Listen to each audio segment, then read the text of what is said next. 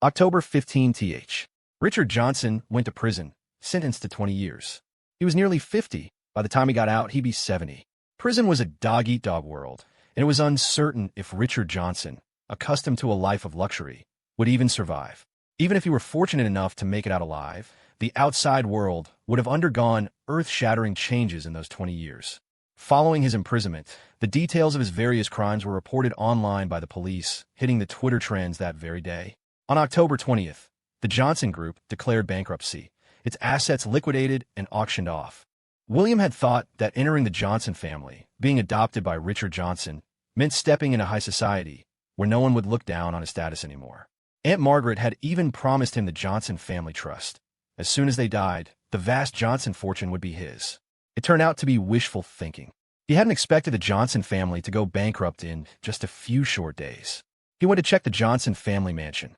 It had already been seized, the housemaids long gone. As for the corporate headquarters, it was a massive building, and there were people inside, but far more waited outside, creditors and former employees demanding unpaid wages. There was no hope of getting anything back. After all, the boss was in prison. Technically, the Johnson family's bankruptcy shouldn't have had much to do with him. It was just that his initial hopes had been so high, the disappointment of getting nothing left him feeling bitter. William was good at convincing himself, though. The Johnson family was gone, but he had married Amelia, becoming a Harper family son-in-law. He still wouldn't lack resources or money. He was countless times better off than before. The only trouble was Sophia Thompson. She had just given birth when she saw the news about the Johnson family's bankruptcy. Now, Sophia was giving him hell, constantly calling and texting, always asking the same things. The Johnsons are bankrupt.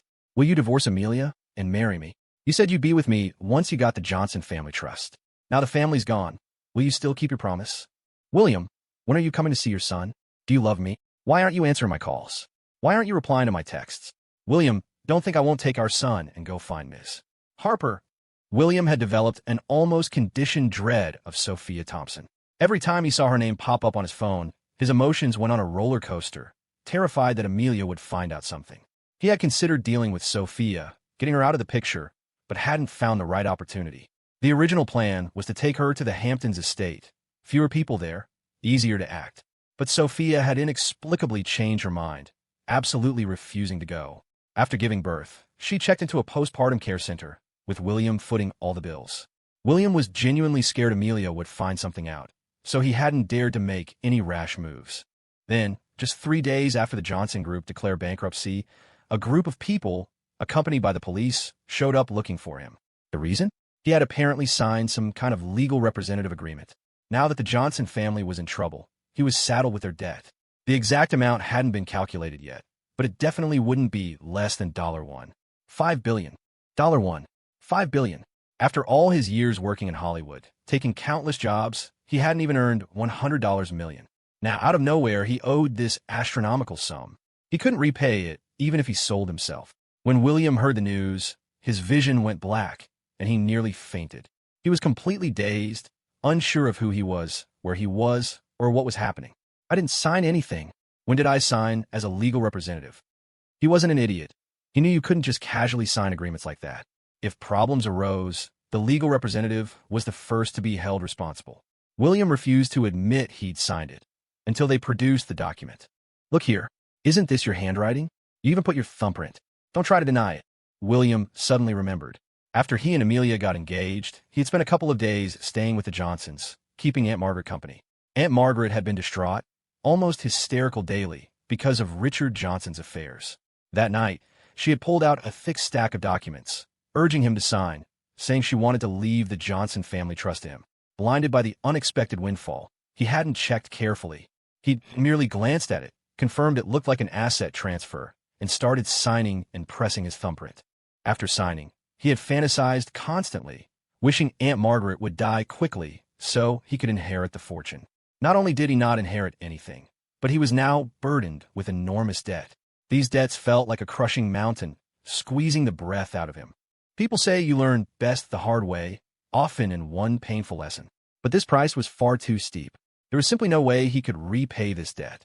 His current regret was as immense as his initial anticipation had been. William was sick with regret, kicking himself. If he could go back in time, he'd slap his past self senseless. William scrambled to explain. I honestly didn't know what I was signing. I was tricked.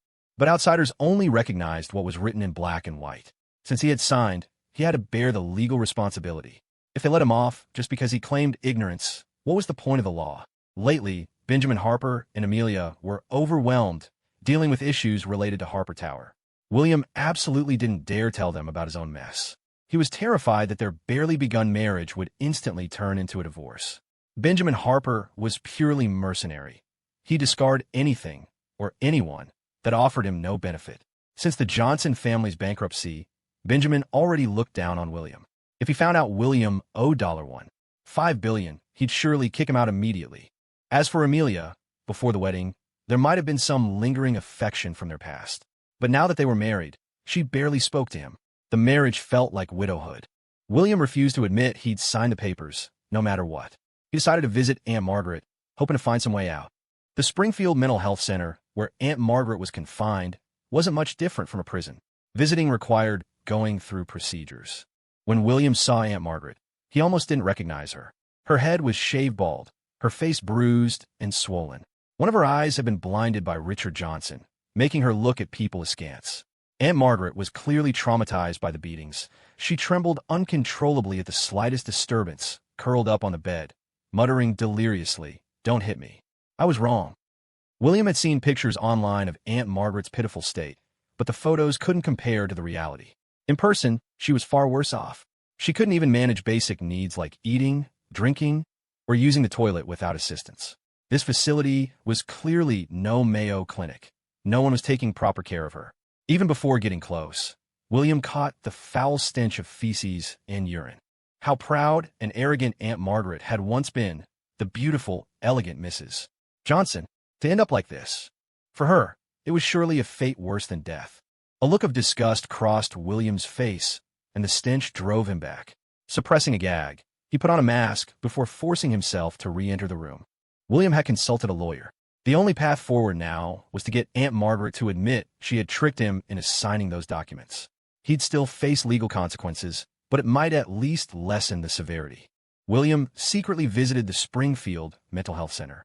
Aunt Margaret Johnson was clearly unwell. Her speech was fragmented and made no sense. Anyone sane would lose their mind in a place like this. Sometimes, William genuinely wanted to kill her. After pressing her for answers repeatedly, Aunt Margaret finally snapped back to lucidity and recognized him. "William, what are you doing here? Please get me out of here. I can't take it anymore. I'm going crazy. My dear godson, you're like a son to me. If you take me out of here, I'll give you the entire Johnson family trust. And Richard Johnson? I want to call the police on him. He's the one who hurt me and dumped me in this godforsaken place. He belongs in prison." William listened, increasingly impatient. If there weren't people watching outside, he would have poured boiling water on her already. The pressure he was under felt like a spring wound too tight. He was on the verge of a breakdown.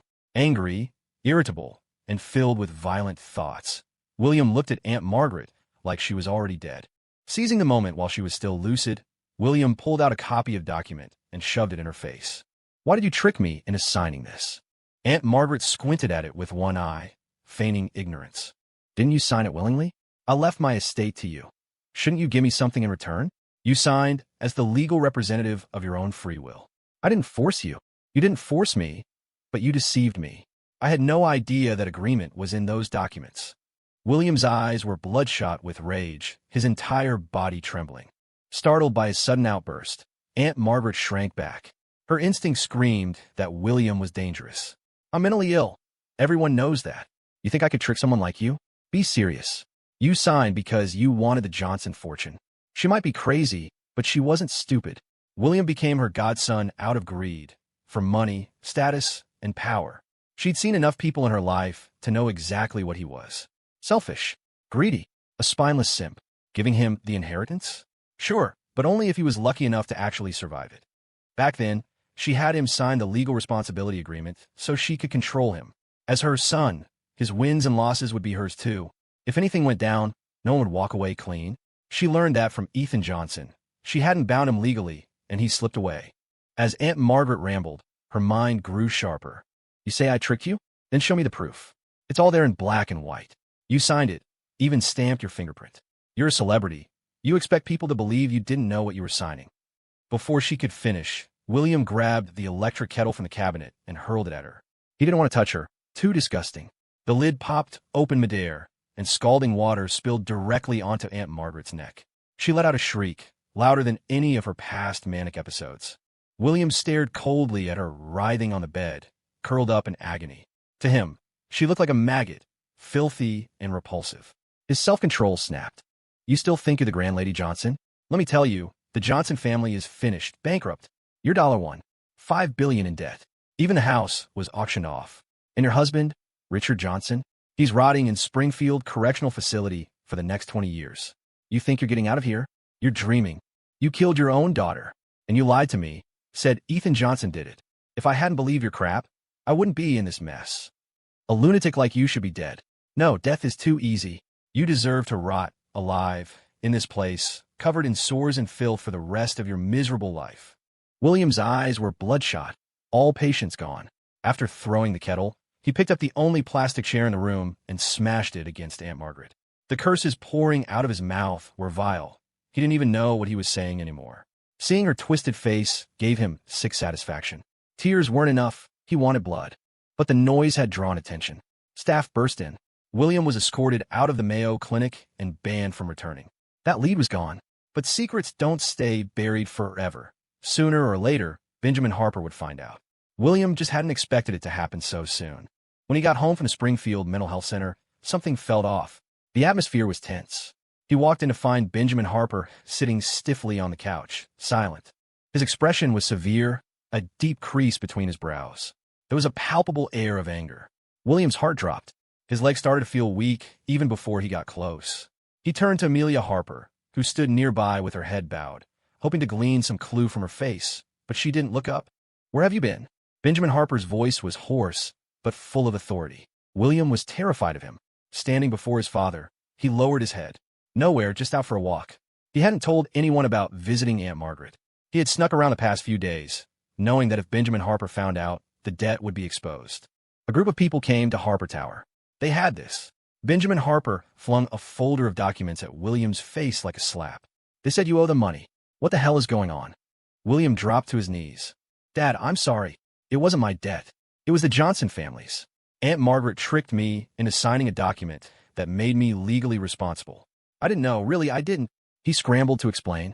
Benjamin Harper's breathing turned heavy, veins bulging on the back of his hands. He raised one and slapped William across the face. William didn't dare dodge. He just took it. But one slap wasn't enough. The next was a punch, square on the nose. Blood poured out. Are you an idiot? Benjamin Harper jabbed a finger at his face. You signed a contract like that? She tricked you? Were you illiterate? William told him everything, kneeling, begging for forgiveness. Gone was the arrogance. He looked completely defeated. You really thought you could just waltz in and take someone else's inheritance? That she'd give it to you over her own son? If it weren't for your mess, Harper Enterprises wouldn't be in this kind of trouble. Blame kept piling on. William dared not speak. Then came the final blow. Get a divorce. Benjamin Harper threw divorce papers on the coffee table. He flung a pen onto the floor. Pick it up. Sign it. If he divorced Amelia now and left Harper Enterprises, wouldn't he be hounded to death by debt collectors? As the legal representative of Johnson Holdings, with Johnson Materials gone, there was no escape for him. After legal enforcement, he'd face not only hefty fines but also consumption restrictions.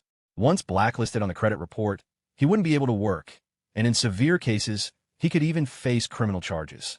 As an actor, he had painstakingly climbed the ladder in Hollywood for years to achieve what he had today. Now, because of this, he couldn't get gigs, couldn't film movies or appear on variety shows, and lost all his endorsements. Effectively shelved. Currently, only his agent, Lillian Bennett, knew about this. Lillian Bennett had kept it well hidden from the company, only telling him to resolve it quickly. No matter what, he was still Harper Enterprises' son-in-law. The problem wasn't insurmountable. If Benjamin Harper was willing to lend a hand, it could be solved. But unexpectedly, Benjamin Harper didn't even ask him a single question before deciding to abandon him. He and Amelia had just gotten their civil marriage registration. Benjamin Harper threw the pen on the floor.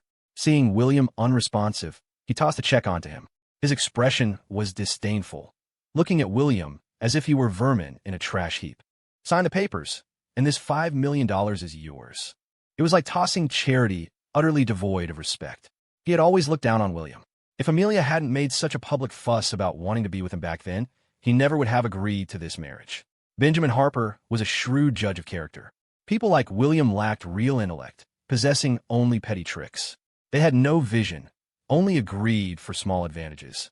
It was precisely this pettiness that allowed Margaret Johnson to deceive him. Getting scammed by someone with Munchausen syndrome was humiliating just to talk about. William couldn't work now, but he had a house and a car. Giving him $5 million was more than enough for him to live comfortably for the rest of his life.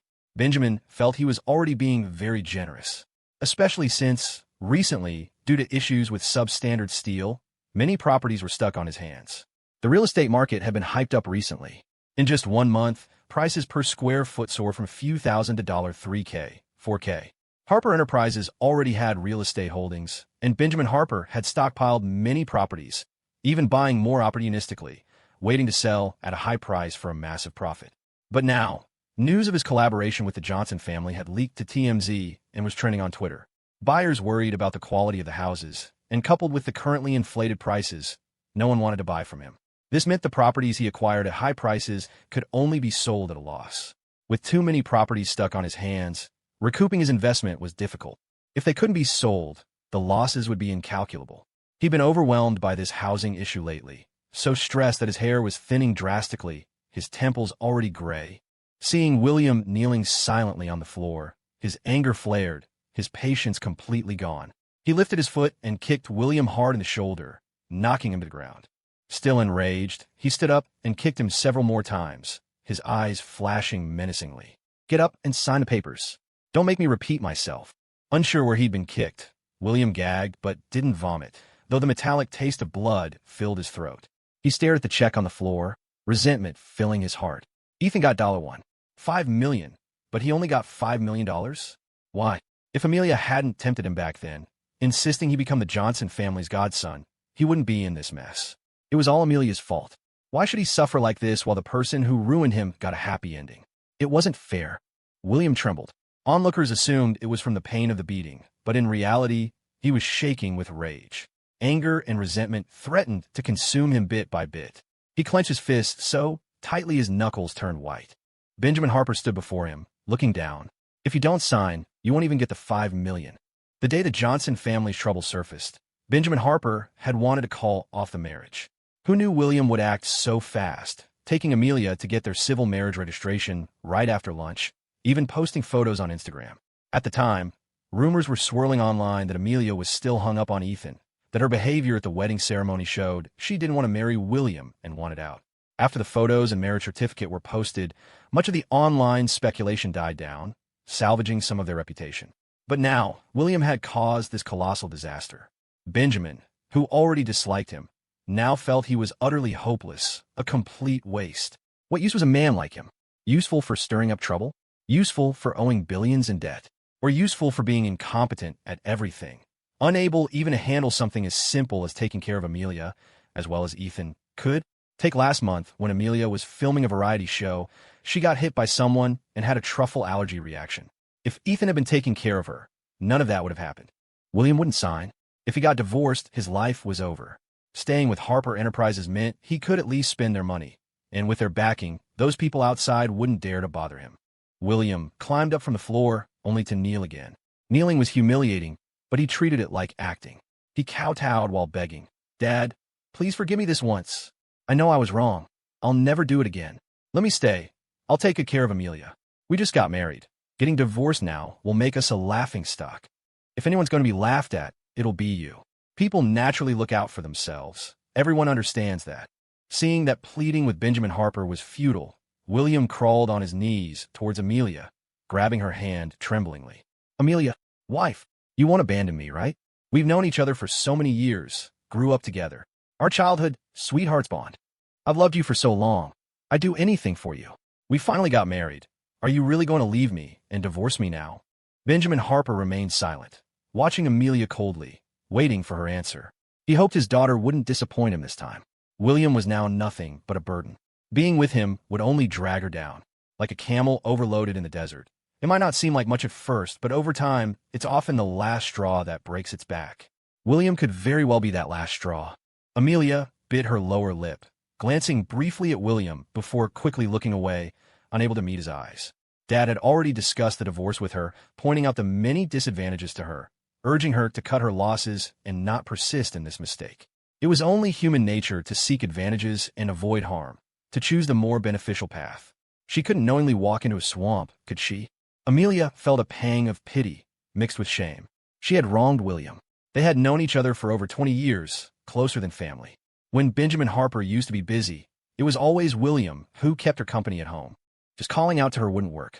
If anything, it would only annoy her, make her think he deserved it. So instead, he needed to trigger some adrenaline bonding. Amelia, we grew up together. Don't you remember, when you were 10, your birthday wish at the charity ball was to marry me? To stay with me forever? I never forgot. We finally had our wedding, and now that something's happened to me, you're going to leave me again? Again? Why again? When we were 18, just because we were close, your Benjamin Harper looked down on me. He thought I'd be a bad influence and insisted on sending me abroad. I knelt down and begged you both, just like I'm doing now. And what did you do? You locked yourself in your room and wouldn't even look at me. In the end, I was dragged into a car and forced out of the country. Do you have any idea what I went through out there? I didn't speak the language. I didn't understand the culture. I couldn't stomach the food. I got scammed out of my money, had my phone stolen, even got caught in a shooting on the street. I nearly died, more than once. They were in high school, still discovering their feelings. He and Amelia had fallen for each other.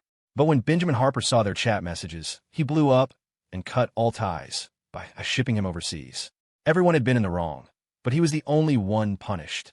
All because he was just a chauffeur's son, easy to discard. If only Amelia had stood up for him back then, had fought for him, he wouldn't have had to suffer so much abroad. Because of it, Amelia always carried guilt. When he returned, she used her money to build his acting career, gave him resources, did everything to cheer him up.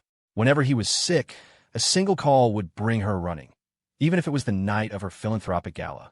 Don't you remember? When you were little and had a fever, I stayed by your side all night. When you were scared of thunderstorms, I slept on the floor next to your bed. The time you got lost, I found you and carried you home. If it weren't for me, you'd have been taken by human traffickers. After your mom died, your dad was too busy to be there. I cooked you birthday pasta for your birthday charity ball. We went to school together. I was always by your side. And you abandoned me because you were too scared to stand up to your Benjamin Harper. You wouldn't even see me once. Do you know how much I hated you back then? But when I saw you again after coming home, none of that seemed to matter anymore. I finally made it back, and you're with Ethan now. You threw away your childhood promise, and you threw me away too. But did I say anything? I know I'm not good enough for you. I just kept taking roles, one after another, trying to make it in Hollywood, trying to be worthy of you. I thought if I stayed by your side long enough, one day you'd finally see me. William's eyes turned red, his voice thick with emotion. He paused, coughing violently, each cough tearing at his chest and stomach. He gripped Amelia's hand tightly. What began as an act to spark some emotional sympathy had become real. He wasn't just putting on a show anymore. He truly felt the pain, the bitterness. I waited so long for you to come back to me. We got married, had our civil ceremony, became husband and wife in front of everyone. And now, just because I made a mistake, you want to divorce me? Amelia, have you forgotten who convinced the Johnson family to adopt me? You didn't even talk to me about it. You and your Benjamin Harper made that call. I followed your every wish, and now that I messed up, you tossed me aside like garbage. If it weren't for you, would I have fallen into that trap and made such a mistake? Actions have consequences, and those consequences started with Amelia. If she hadn't been unwilling to let go of Ethan, hadn't wanted revenge, hadn't pulled him in her plan, would he be like this? William's lips curled. Not quite a smile, not quite a cry. You call me when you need me, and throw me away when you don't. What am I to you? Not even a dog. Just a tool you use to get back at Ethan. Amelia stumbled back a step, but William's grip was unrelenting, like a venomous snake wrapped around her arm. His face was twisted in pain and rage, accusing her with everything he had. She couldn't pretend to feel nothing. She wasn't made of stone. If she couldn't forget 3 years with Ethan, how could she forget 20 years with William? People raise a bunny for that long and feel attached. He was a person. Amelia said nothing. There was nothing to refute. Everything William said was true. She looked at William's pain, his dried-out throat, his hoarse and cracking voice. Benjamin Harper sensed things were getting out of hand and stepped forward, furious. Enough with the sob story. Sign the divorce papers. I tried to be civil, but you're forcing my hand. He reached out to strike William, but Amelia suddenly threw herself in front of him. Dad, move, Benjamin Harper ordered. Amelia shook her head. She glanced behind her at the kneeling William, then clenched her teeth and knelt beside him. Benjamin Harper looked at the scene in disbelief, laughing angrily. What the hell is this? You're begging for this loser. Dad, William's right. It is my fault he ended up like this.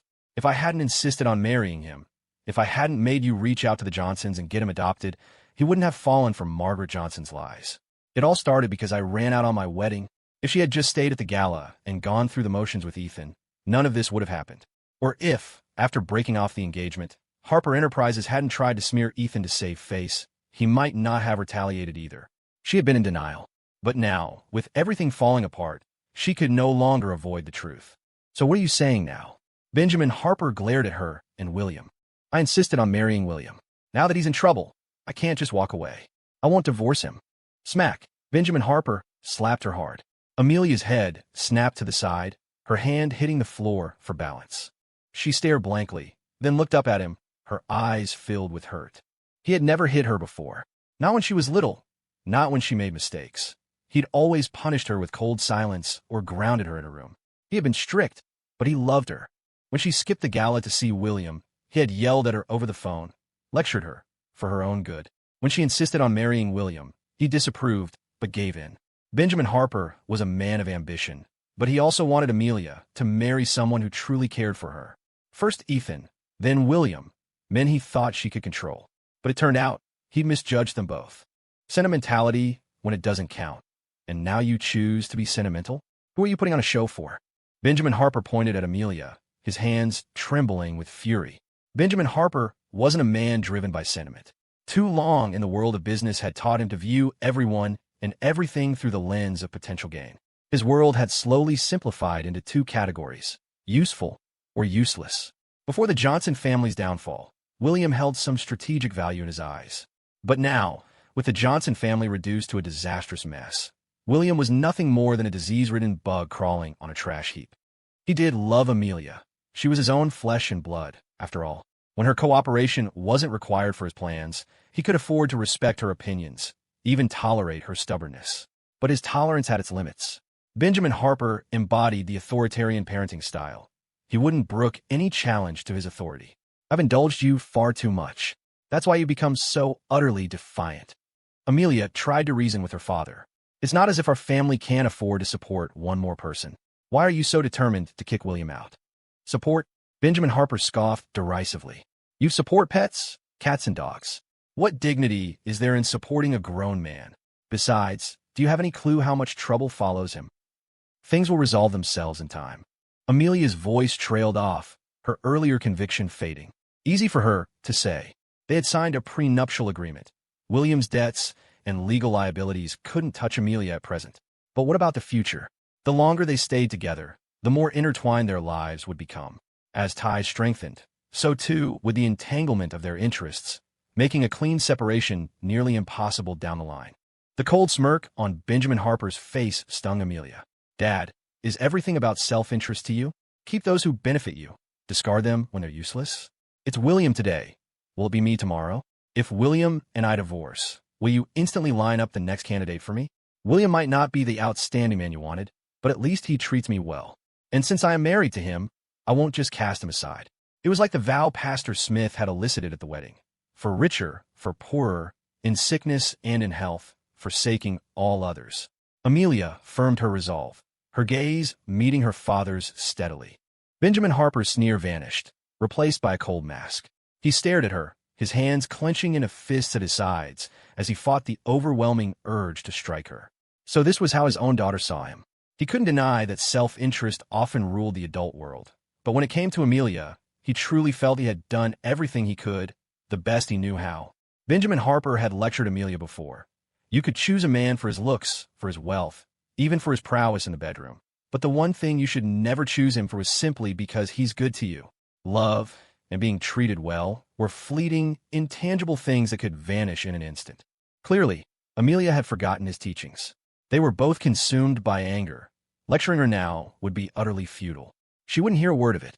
A bit of stubbornness could be seen as character, but this level of defiance was just self-destructive foolishness. Some lessons couldn't be taught with words alone.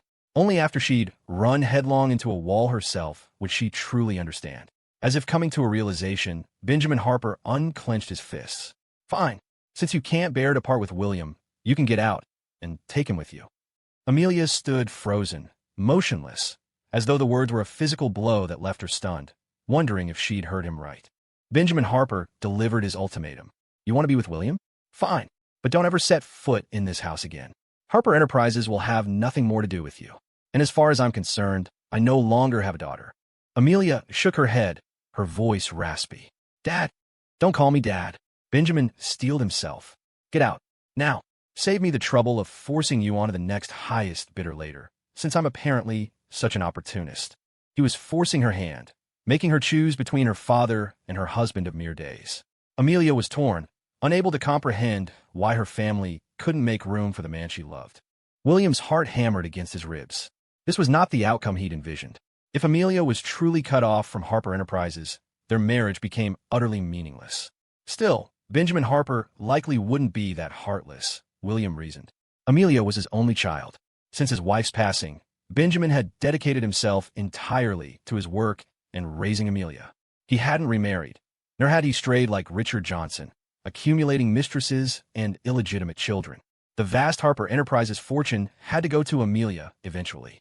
Benjamin's threats today were surely just bluster, fueled by anger. Convinced of this, William resolved to cling tightly to Amelia. Amelia, William called her name, his expression full of carefully crafted anguish. Forget it. Let's just get a divorce. I'll leave on my own. Don't fight with your father over me. It's not worth it. You'll still be Lady Harper. As for me, I guess we just weren't fated to be together. Amelia's heart clenched, deeply moved. She snatched William's hand and rose to her feet. Dad, I'm sorry, she declared. I choose William. And with that, under the stunned gazes of everyone present, they walked hand in hand out the main doors of Harper Enterprises, enacting a scene straight out of some cheesy television drama about lovers defying the world for their forbidden romance. This time, Benjamin Harper was so enraged he nearly lost his balance. He stumbled back and sank onto the sofa, his right hand gripping the armrest with white-knuckled force. Seeing his employer close his eyes, Mr. Stevens quickly poured a glass of lukewarm water and brought it to Benjamin Harper's lips. Benjamin Harper managed 2 sips before he could finally catch his breath. Am I a failure as a father, Stevens? He asked, his voice strained. You've done admirably, sir, Mr. Stevens replied promptly. Have I? Benjamin murmured, unconvinced.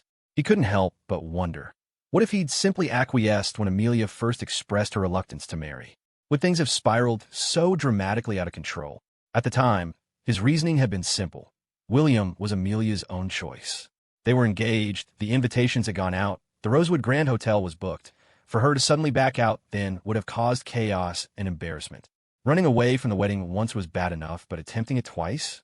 She was treating the sanctity of marriage like a joke. That was why he'd been adamant. The wedding had to proceed. And that insistence. Who could have foreseen this outcome? He had truly reaped what he'd sown. Amelia walking out on her family for William's sake had cut Benjamin Harper to the core. But Benjamin Harper didn't relent. He revoked Amelia's access to her trusts, specifically naming the Johnson Family Trust, confiscated the keys to her house and car, and froze all her credit cards. Furthermore, he made calls and posted a pointed message on his Instagram feed, explicitly forbidding anyone within their social circle from offering Amelia any assistance. Amelia, fiercely proud, saw her father's Instagram post and felt too humiliated to even consider asking friends for financial help. Moreover, Benjamin Harper instructed Aaron to convey a clear message to Amelia. Since she had chosen to sever ties with her family over a man, she was henceforth forbidden from using family funds or leveraging family connections. Every expensive piece of jewelry, every designer handbag, every costly outfit she owned, items easily worth tens of thousands, had been provided by him. If she possessed such noble pride and truly intended to share William's hardships, then she should never expect to turn to him again. The underlying message was clear. You couldn't have it both ways. Aaron conveyed Benjamin Harper's message word for word, but before ending the call, he added a piece of advice. Ms. Harper, your father only said those things out of extreme anger. If you just apologize sincerely, show him you'll listen, I'm sure he'll forgive you. Despite the clear warning and the offered lifeline, Amelia didn't waver. She didn't turn back. In Amelia's eyes, Benjamin Harper was simply forcing her hand. When she'd initially said she didn't want to marry William, he had insisted she go through with the wedding ceremony. Now that she was married, the moment something went wrong, he was demanding a divorce. What was she in Benjamin Harper's eyes? A bunny plush he could manipulate at will? She was a grown woman. Why couldn't she make her own decisions? Why did she have to obey him in everything, unable even to control her own marriage and relationships? The more Benjamin Harper threatened her, the less Amelia wanted to yield. William's words had also stirred memories of high school. Benjamin Harper had always been strict with her. She had feared him since childhood. Even when she knew Benjamin was wrong, she never dared to contradict him. Her rebellious phase might have come late, but it had arrived. News quickly spread that Amelia had broken ties with her family over a man. This feeling of defying the world for love might seem romantic to a child, but to others, it just looked like she was an idiot willingly inviting hardship. A few friends still cared about Amelia's situation, calling and texting her privately, but Amelia didn't reply. The cards linked to her accounts had been frozen. All she had was the readily accessible cash in her digital wallet, maybe 20 or 30,000, enough to get by for a while. She could no longer go to the apartments and condos she'd bought before. After all, her family had paid for them. She moved into William's apartment near Harper Tower. The monthly rent was $10,000, and with only a week left until the end of the month, they needed to find a suitable place quickly. William's current situation meant he couldn't book any jobs, bringing his income to zero. Leaving Harper Tower also meant facing breach of contract penalties, worsening his already staggering $300 million debt. As for finding a new job, how could he manage when his ID was effectively unusable? And the kind of manual labor jobs that didn't require ID? He was too proud to stoop to that. For now, Amelia's plan was simple. Find a cheap place first, then slowly look for work. She had, at least, worked at Harper Enterprises and had some experience. Surely, in a city this large, she could find a job capable of supporting two people. Amelia made a trip back to the apartment she had once shared with Ethan, packing a few changes of clothes. Proudly, she left behind all the expensive bags and jewelry. When it came to house hunting, Amelia found a two-bedroom apartment. It was far from the Westbrook district, but there were subway and bus lines nearby. The neighborhood wasn't great, but the main draw was the cheap rent, $2,500 a month. Amelia had never known rent could be so low.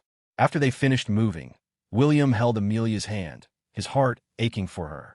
He promised her repeatedly, "Amelia, thank you for choosing me, for sacrificing so much for me. I swear I'll work harder to treat you better in the future. I will never let you down." A man's promises are only truly real in the moment they are spoken. Unfortunately, Amelia didn't understand this truth back then. In a cramped Brooklyn loft, she believed that if they just worked hard, they could build a good life and overcome any obstacle. Sometimes she still thought of Ethan, remembering his coldness at the wedding ceremony. A dream she couldn't return to, a person lost, a connection severed. A stubbornness simmered inside Amelia. Everyone laughed at her, said she'd made the wrong choice. Well, she would make damn sure she lived well. She would prove that even after leaving Harper Enterprises, she would thrive. She wouldn't regret it. As for Ethan, he'd merely been kind to her for those 3 years.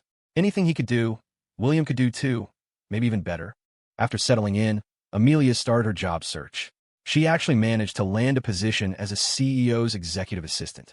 She assumed she got it based on her resume, but in reality, her employer had recognized her as Benjamin Harper's daughter and hired her because of it. Back at Harper Enterprises, Amelia had been inconsistent, working sporadically and never taking it seriously. She thought being an executive assistant would be simple, mostly running errands, but she hadn't expected it to be so complex. Once, she accidentally misplaced an important file and had to work frantically until 2 in the morning to recreate it. She knew work was tiring, but she hadn't realized just how exhausting it could be. Yet, this was just a normal day for an ordinary person. Ethan used to work much harder than this back at the Johnson Family Company, but he always came home on time to cook for her. After dinner, he'd return to his room to continue working. The bedroom was where he slept, and also where he worked. While Amelia was at work, William stayed home. He could cook, but not well. His specialties were instant noodles and dried noodles. Compared to Ethan's culinary skills, it was like comparing heaven and earth. Amelia always ate with a frown. When William realized she couldn't stomach his cooking, he started ordering takeout. Takeout was convenient, but expensive, and eating it often wasn't healthy. Previously, Amelia almost never ordered takeout, partly because it was unhealthy and partly because it wasn't as good as Ethan's cooking. Comparing the two, William seemed more like a simp. Couldn't cook well, couldn't even clean the house properly. Ethan knew that Benjamin Harper had kicked Amelia out. That she would go to such lengths for William was entirely within his expectations. Richard Johnson was in prison, and Margaret Johnson was confined to Springfield Psychiatric Hospital. Both were demanding to see Ethan, but he refused them all. He could easily imagine what they would say. He wasn't masochistic enough to seek out their abuse. He already knew how miserable they were. The rest was simply cutting off all ties until death. Besides, Ethan was extremely busy these days and had no extra energy to waste on them. Apart from making money, Ethan had been keeping a close eye on Sophia Thompson. After confirming that the child she carried was William's, he anonymously contacted her, warning her to be careful William didn't try to kill her. Not long after, Sophia Thompson checked into the Mayo Clinic, clearly having taken his warning to heart. On the day of William's wedding, she gave birth to a baby boy at the Mayo Clinic. A detective sent Ethan photos. With just one glance, Ethan knew. This child was the adopted son who had pulled out his oxygen tube in his previous life. When Ethan had adopted him, the boy was only a couple of years younger, and a toddler's face looks very different from a newborn's. Ethan recognized him instantly because his adopted son had a distinctive black birthmark on his arm. In the photos the detective sent, the birthmark was identical in the exact same spot. Because he had long anticipated this outcome, Ethan wasn't surprised. But anger was definitely there. The thought that the child he had raised in his past life was William's spawn made him feel nauseated with disgust. Ethan remembered the first time he met the child. The boy had toddled towards him, and the first word out of his mouth was "Daddy." At that moment, Ethan had thought, regardless of whether he was biologically his or not, since he was raising him, he would do it with all his heart, give him the best possible life, and treat him as his own son. Initially, the child had been very attached to him. But then, at some point, he started disobeying. "I hate Daddy," became a common refrain. He clung to William, pointing at the TV and saying, "I don't want to study. I want to be a big star like Uncle Hayes. Uncle Hayes never forces me to do homework. He buys me buffalo wings and ice cream. Daddy, do you know why Mommy doesn't like you? Because you're not as great as Uncle Hayes. So many people like Uncle Hayes. What's wrong with me liking him too? Dad, you're so boring. All you ever do is work and chores. You're no fun at all. That's why Mom doesn't like you. All you care about is making me study and do homework. I hate math class, and I don't want to learn English. You never think about how I feel. To you, I'm just some robot. Uncle Hayes feels sorry for me. He buys me toys and helps me collect baseball cards. He told me everyone deserves a real childhood. I wish Uncle Hayes was my dad. Everyone in my class would be so jealous. I don't want you at the parent-teacher conference. I want Mom and Uncle Hayes there." In his past life, Ethan had thought the boy was just too young to understand that he'd appreciate his efforts once he grew up. He created a rigorous study plan for his adopted son, Daniel, hired renowned tutors, and even employed professional nutritionists to manage his health. When Daniel grew up, he graduated from a prestigious university and became a company president. He stopped saying those cruel things. To outsiders, he appeared filial and mature, a model son. But only Ethan knew the truth. Daniel was distant. Ethan had felt a pang of envy watching a father and son play basketball in a park, and he'd pause whenever he saw online videos of families traveling together. His adopted son remained estranged, moving out on his own at 20. He'd call Amelia during the holidays, but pointedly ignored Ethan. Daniel eventually had a wife and son of his own, yet Ethan, in his previous life, felt utterly alone. He'd fallen into deep confusion, wondering if his approach to raising Daniel had truly been wrong. Now reborn, he finally understood. The problem wasn't his methods. The problem was the boy himself, rotten to the core. All the confusing things he could never figure out before were suddenly crystal clear. No wonder Daniel had been so close to William Hayes. No wonder Ethan's efforts to raise him properly had been futile. And no wonder Daniel had pulled out his oxygen tube, fulfilling the wishes of Amelia and his Uncle Hayes. In his past life, he'd been like a workhorse, and they were like leeches draining him dry. Perhaps even God couldn't bear to watch anymore and had granted him this second chance. He didn't know what became of them after his death in that life, but in this one, he would ensure none of them prospered. No one would escape his wrath. Since Daniel loved being with his biological father so much, well then, Ethan would just have to grant his wish, wouldn't he? Ethan began systematically selling off the properties he owned. An initial $5 million investment had snowballed into $300 million through real estate speculation. Lately, housing prices had skyrocketed, attracting widespread attention. Many seized this opportunity to make a fortune. It was an industry where fortunes were made and lost overnight. The risks were enormous, but high risk was the price of high reward. Few aimed for slow, steady gains. The Johnson family had gone bankrupt, leaving Benjamin Harper unable to handle the massive Westbrook District project alone. His capital chain snapped, forcing him to rob Peter to pay Paul. If Ethan made his money back in real estate, he wouldn't need partners cutting into his profits. Seeing the booming real estate market, Benjamin Harper decided to hold onto his existing properties, betting on further appreciation. He didn't just hold, he bought aggressively. However, by the time he bought in, prices were already at $3,000 per square foot. To break even, he'd need them to hit at least $4,000. Observing the market frenzy, he felt confident he could sell everything off once prices were speculated up to $60,000 per square foot. He brimmed with confidence, never suspecting that the mastermind fueling this bubble was Ethan. When the Johnson family scandal broke, the value of the properties in Benjamin Harper's portfolio took a hit. After prices peaked at the speculated $60,000 per square foot, they began a steep decline. Before Benjamin Harper could react, waves of online experts began predicting further drops, advising the public to hold off on buying and wait for official announcements. Soon after, the government released new regulations restricting property purchases and mandating 2 years of Social Security contributions, drastically limiting the pool of eligible buyers. Even the wealthy, regardless of their cash reserves, were barred from buying multiple properties at once. Benjamin Harper had initially aimed to sell at a break-even price of $3,000 per square foot, but now, with the government restrictions in place and sudden quality inspections plaguing his developments, prices merely stabilized instead of rebounding. Potential buyers now had more options and took their time scrutinizing properties. After all, a house isn't a car you can easily fix. If shoddy construction led to a collapse, the consequences would be catastrophic. Despite Harper Enterprises issuing constant reassurances that their buildings met quality standards and posed no risks, buyers remained unconvinced. Benjamin Harper had invested over $5 million in these real estate ventures, but sales weren't generating even a fraction of that amount. Looking over the accounts, Benjamin Harper saw red, then black. He coughed up a mouthful of blood and promptly fainted. Fortunately, his assistant and secretary were present and rushed him to the Mayo Clinic.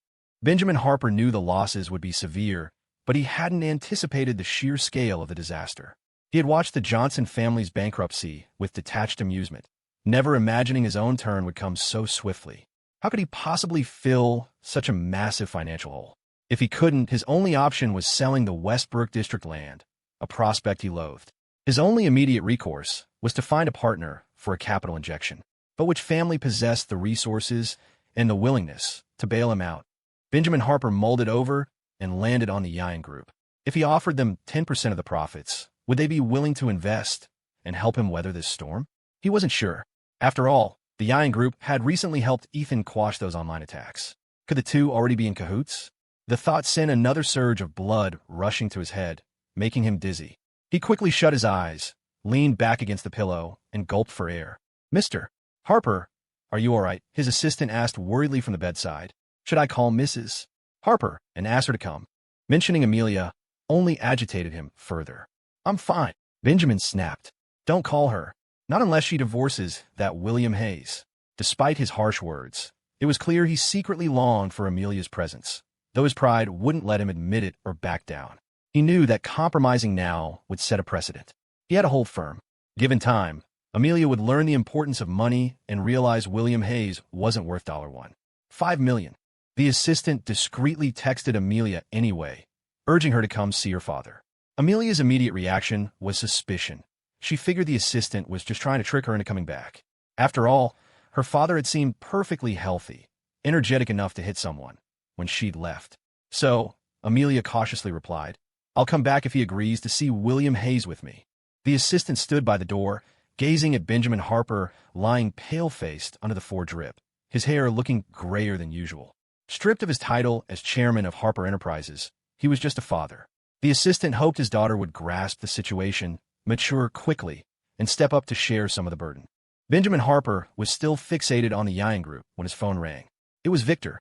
Brother-in-law Victor said, "I got the contact info for the boss of the Yayan Group." Benjamin Harper froze, almost thinking he was hearing things. "You're telling me you got the contact information for the head of Yayan Group?" "Yeah, and I asked him out for a meal." "What did he say?" "He said he doesn't have time." Victor Harper paused. "Just inviting him to dinner won't work. The intention is too obvious, and he'd see right through it." But while we were talking, He mentioned Victoria Harper. I think he might be interested in her. Brother-in-law, what do you think? Should I use Victoria Harper to curry favor and introduce her to the Yian boss?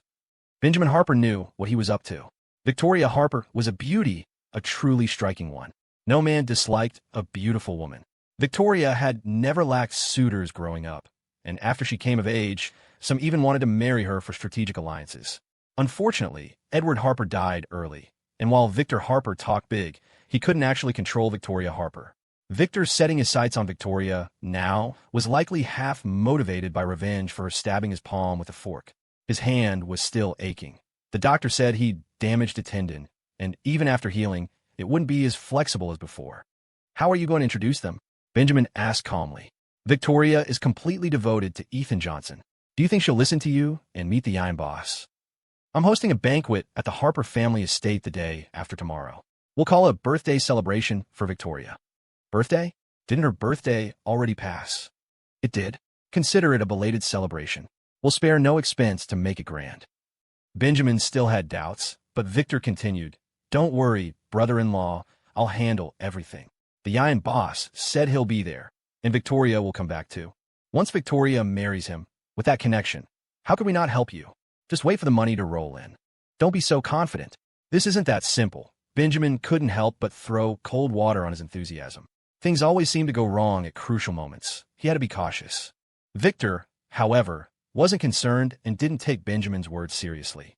The Yian boss is coming for Victoria. As long as we handle Victoria for him, there's no problem. If the soft approach doesn't work, we'll use force. We'll wrap her up and deliver her to his room. Victor let out a meaningful laugh. She'll have to submit whether she wants to or not. Deep down, Victor looked down on women. He believed women were men's playthings, tools for childbirth, like dependent vines clinging to men. Sending Victoria to a powerful boss was doing her a favor. Victoria should be thanking him. After all, not just any woman could marry such a rich and powerful man. Offering herself was her honor. Once she became Mrs. Yian Group, she would have reached the pinnacle of life. So, in Victor's view, Victoria wouldn't refuse such a good opportunity. If persuasion failed, coercion would work. Women might say no at first, but they'd eventually give in, and then they wouldn't be able to leave even if they wanted to. Benjamin felt uneasy, a sense of disquiet settling in. It all felt a bit too coincidental. Just as he ran into trouble and needed investors, Yian Group conveniently appeared. Don't you think it's too much of a coincidence? The famously mysterious Yian boss was suddenly contacted by Victor. It looked suspiciously like a trap. Well, truth is stranger than fiction, and it's not entirely a coincidence. We've been asking about Yian Group all year, after all. Brother-in-law, stop overthinking. Just think of it as your bad luck ending and good fortune knocking on your door. I ran into a fortune teller on the street recently and paid him to read your fortune. Guess what? He said you'd recently encounter petty people and lose money, but you'd soon meet a benefactor. See how accurate that is? So just relax. Nobody stays unlucky forever. When your Westbrook District project makes money, share some with me, okay? Victor rambled on, giving Benjamin a headache. Benjamin pinched the bridge of his nose. Fine. Since you've already made the arrangements, I'll definitely be there the day after tomorrow. Then take care of yourself. I heard you kicked Amelia Harper out of the house recently. She's immature right now. Don't take it too hard.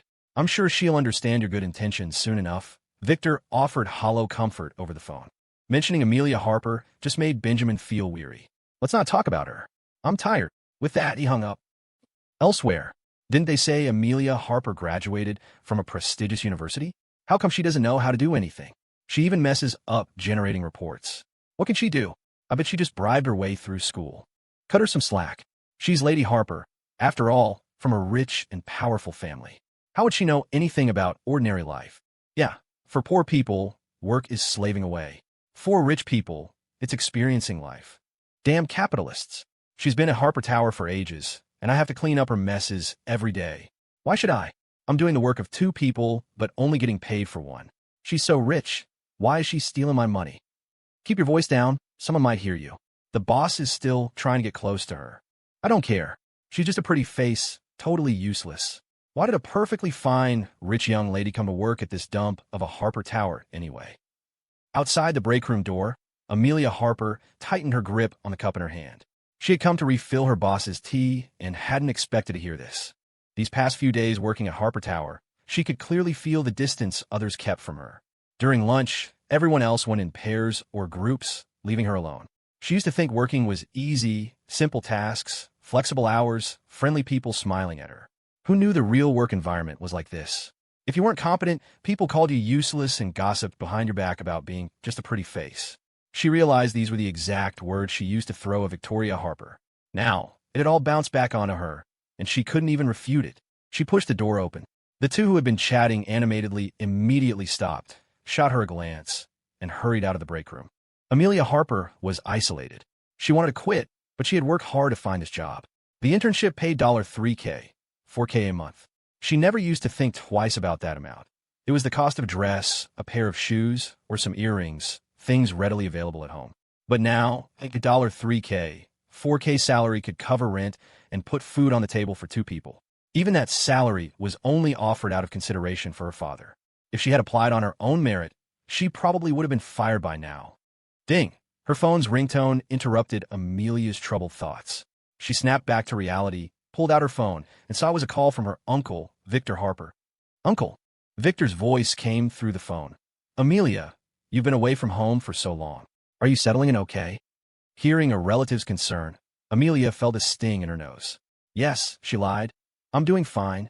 Amelia, it's better to be home than out here. There's nothing a father and daughter can't work through. Please, listen to me and come home. Benjamin Harper misses you. You're grown up now. Don't be so headstrong. Your dad has his own struggles. You need to try and understand him. He's had it tough these past few years. Amelia held the phone silently, but her eyes started to sting. Victor Harper's rambling voice continued through the receiver, slurring slightly and pausing after every few sentences, sounding like he'd been drinking. Uncle, have you been drinking? Yes, I've had a few, but I'm not drunk. Amelia's interruption almost made him forget the real reason for his call. Amelia, tomorrow night, I'm hosting a philanthropic gala at the Harper Hotel. Be there, keep an eye on time. Philanthropic gala? What philanthropic gala? The rich had all sorts of galas, mostly excuses for people to show off and network. Victor Harper explained, Victoria Harper's birthday charity ball. I'm not going. The mere thought of Victoria Harper made Amelia's skin crawl with resentment and jealousy. She couldn't stand the woman. Why would she possibly attend her birthday charity ball? To watch her bask in the glory? Your father will be there too. I've picked out a man for Victoria Harper. We'll basically gift wrap her and send her off tonight. Amelia was stunned for a moment. Who did you choose for her? The head of the Yang group. Being with him would be the best thing that ever happened to her. What if she refuses? Like father, like daughter, thinking along the same lines. Victor Harper, loosened by alcohol, drunkenly spilled the entire plan to Amelia. We'll drug her drink later, shove her into his room, and make it a fait accompli. She'll have no choice but to accept it then. Amelia couldn't believe Victor Harper would stoop to this. Her nerves tensed. Won't there be trouble? She murmured. It's our own Rosewood Grand Hotel. What could possibly go wrong? Besides, Victoria Harper's hardly as sane herself. Didn't you say you saw her going into the Rosewood Grand Hotel with some guy? She even managed to seduce Ethan.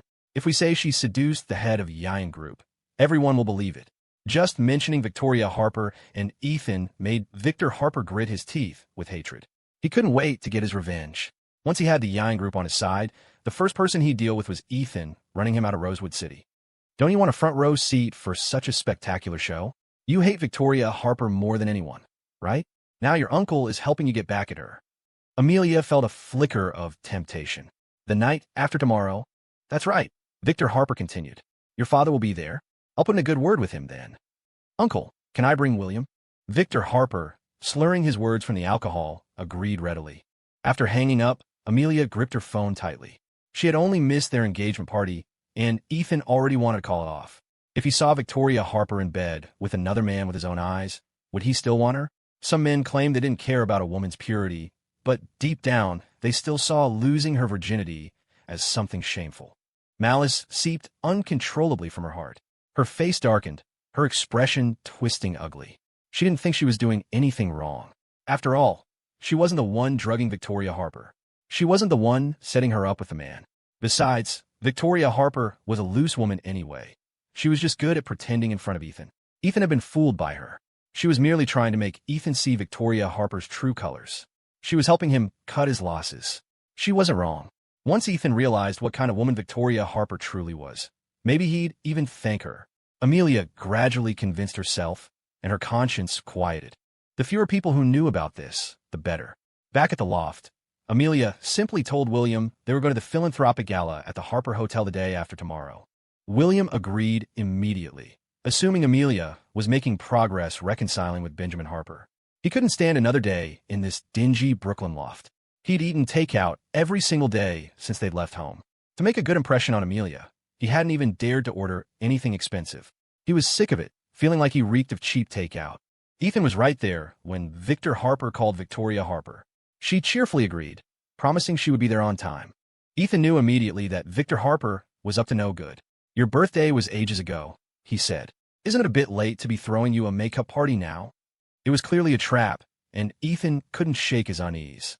Victoria Harper squeezed his hand. "Don't worry, I know what I'm doing." She had her own plans, and Ethan chose to respect her decision, but he couldn't bear the thought of her going alone. "I'll go with you tomorrow night." "If you come with me, they won't even let you through the door," she replied. "How about this? Go to the Rosewood Grand Hotel early tomorrow, get a room, and wait for me. I'll come find you when I'm done." The suggestion held a hint of intimacy. Victoria Harper produced a key card and handed it to him. "Here's the key card." She had even prepared a key card. Clearly, she had anticipated this. Ethan took it. "What's your plan?" Victoria Harper said calmly. "No plan. Live and let live. If they don't mess with me, I won't mess with them. I'm very easygoing." Ethan's gaze deepened. "Take care of yourself." Victoria Harper chuckled. "Don't worry. I wouldn't want to cause you any heartache." On the day of the philanthropic gala, Ethan glanced at the luxury cars parked outside the Rosewood Grand Hotel. Victor Harper had clearly spared no expense for Victoria Harper's makeup birthday charity ball. You had to bait the hook to catch the fish. The more he invested, the greater his ulterior motives must be. When Ethan entered the Rosewood Grand Hotel, it wasn't crowded yet. Guests started arriving around 5 o'clock. The entire second floor was dedicated to the event. Ethan watched from a hallway vantage point, noticing the crowd was predominantly male. Victor Harper moved through the crowd, greeting guests. Ethan recognized several people. Benjamin Harper was there. Soon after, Amelia arrived with William. Encouraged by Victor Harper, Amelia approached Benjamin Harper. After a brief exchange Ethan couldn't hear, Benjamin Harper glanced towards William, his expression tight with suppressed anger. Likely mindful of the surrounding crowd, knowing losing his temper would cause a scene and embarrass him, he restrained himself. In the end, William and Amelia stood behind Benjamin Harper, heads bowed, looking subdued and careful not to step out of line. As if sensing his gaze, Amelia suddenly looked up and met his eyes. They weren't far apart. She clearly saw him. Ethan frowned, then turned and walked away. He expected Amelia to have him thrown out, but after waiting a while, nothing happened. Seeing that he was left alone, he found another spot to continue observing. At 8 o'clock, Victoria Harper finally made her entrance. Her arrival immediately captured everyone's attention. It was impossible to deny her stunning beauty. It wasn't just her looks, but the confident, almost defiant aura she projected. Every movement exuded charisma. Victor Harper approached her, leaned in, and said something quietly. Victoria Harper's expression remained unchanged. She gave a slight nod and followed him demurely to a corner. Victor Harper's face practically ached from smiling. Spotting Amelia Harper walk in with William Hayes, he quickly waved them over. "What took you so long?" "I just got off work." "Come, let me take you to see your father, Benjamin Harper." Victor Harper led Amelia Harper over to Benjamin Harper. "Brother-in-law, Amelia's here. Why did you bring her here?" Benjamin Harper's expression, already sour, darkened further when he saw William Hayes standing behind Amelia. "Amelia just got off work. Look how drawn her face is." "Brother-in-law, even if you don't feel for your own daughter, can't you let me dote on my niece? And don't look so stern. This is an important occasion. You two should sit down and talk things over. There shouldn't be bad blood between father and daughter." "It's easy to talk when you're not the one getting burned," Amelia thought bitterly, glancing at Victor. If his family were suddenly saddled with $5 million debt for no reason, would he still be standing here making light of it? "Dad," Amelia began, "your executive assistant mentioned you haven't been well. Are you feeling any better now? If you heard, then why didn't you come home?" Benjamin thought, irritation simmering. What good were empty words of concern? People raised children hoping for support in their old age. At this rate, he'd be lucky if she didn't worry him into an early grave. Amelia Harper lowered her head, silent. Her loyalty clearly lay with William Hayes. Benjamin Harper scoffed. "I'm fine. Not dead yet. He was all right for now. But if something serious did happen, it would be too late for Amelia to make amends. Benjamin Harper's heart grew cold. He couldn't fathom why the daughter he'd raised favored such a worthless man. The sight of William Hayes grated on him more and more. He wished he could take a stick to him. But at an event like this, Benjamin couldn't lose his temper. He settled for a stony expression. "What are you doing standing there in the way? Get behind me." Amelia Harper moved quietly, William Hayes sticking close behind her. He wanted to speak, but felt anything he said in this situation would be wrong. The more said, the more potential for error. It was better to stay silent and let Amelia handle it. Just as Amelia Harper stepped behind Benjamin Harper, she felt a gaze on her from above. Or perhaps it was just her imagination. Looking up, her eyes instantly found Ethan. The sight of him made her eyes light up unconsciously. Why is Ethan here? Did he come with Victoria Harper? Nothing good ever came of Ethan and Victoria Harper appearing together. If Benjamin and Victor spotted him, they'd surely have security escort him out. But Amelia had other ideas. She wanted to lead Ethan to catch Victoria Harper red-handed, let him see the truth with his own eyes, and finally force him to give up on her. Amelia Harper was impulsive. One moment, she decided to commit to William Hayes. The next, any thought related to Ethan pushed William completely out of her mind. She didn't consider that even if Ethan wasn't with Victoria Harper, what difference did it make to her? Without Victoria, there would just be another woman. Ethan had plenty of options, and she wasn't one of them. Amelia Harper headed for the powder room. But halfway there, she changed direction and went to the front desk, asking the receptionist to look up Ethan's room information. By the time Amelia Harper returned, Victoria Harper had arrived, and Victor Harper was busy introducing her to the guests. Amelia Harper glanced toward the corner. So that's the mysterious boss of Yain Group? He looked surprisingly ordinary, nothing compared to Ethan. Yet, there was something familiar about him, like she'd seen him somewhere before. Amelia had assumed the founder of such a massive corporation would be older, at least her father's age. She was surprised to see he looked quite young, likely only in his 30s. Amelia Harper scanned the upper level. Ethan was gone. Victor Harper led Victoria Harper over. "Victoria, this is the CEO of Yain Group, Mr. Zhou." Victoria Harper inclined her head with a smile. "Mr. Zhou, a pleasure to finally meet you. I've heard so much about you." "Hello." He gave a slight nod. Victor Harper, focused on networking with Mr. Zhou, failed to notice the man's stiffened gaze and the slight twitch at the corner of his mouth upon seeing Victoria Harper. Seeing Amelia Harper return, Victor Harper, playing the role of the considerate uncle, beckoned her over. Opportunities to meet such influential figures were rare. Making connections couldn't hurt. "Amelia, come over and meet Mr. Zhou from Yain Group." Not wanting to be outdone by Victoria Harper, Amelia stepped forward with composure. "Mr. Zhou, hello. My father and uncle speak of you often. Founding Yain Group is truly impressive. Actually, my Aunt Victoria mentioned she knows you and offered to introduce us. Is that correct?" Victor Harper's expression flickered. Victoria definitely didn't know Mr. Zhou. If she did, she wouldn't have needed Victor's introduction. A little vanity was one thing, but brazenly lying like this was simply shameless. Mr. Zhou glanced briefly at Victoria Harper before his eyes settled back on Amelia. "Is that so? I don't recall." Amelia scoffed inwardly. "Just as I thought, Victoria doesn't have the connections. Perhaps my aunt was mistaken then, or maybe she confused you with someone else." Victor Harper quickly tried to smooth things over. "Mr. Zhou, please pay it no mind." "Not at all. It's my pleasure to meet you, Ms. Harper, tonight." Seeing Mr. Zhou's agreeable attitude, Victor Harper felt reassured that the evening's goal was secure. Amelia pressed further. "Mr. Zhou, I'm curious. Are you close with Ethan?" "Not particularly." "Then why did you help him like that?" Mr. Zhou replied coolly. "He's a friend of a friend. My friend asked for a favor, so I obliged. Any further questions?" Amelia sensed something wasn't quite right, but she couldn't put her finger on it. Victoria Harper had quietly taken a seat beside Mr. Zhou. Picking up a flute from the champagne tower, she swirled the liquid. "Amelia, are you writing a book? Why all the questions?" Amelia opened her mouth to retort, but Victor Harper cut her off. "Amelia, come help me greet the other guests.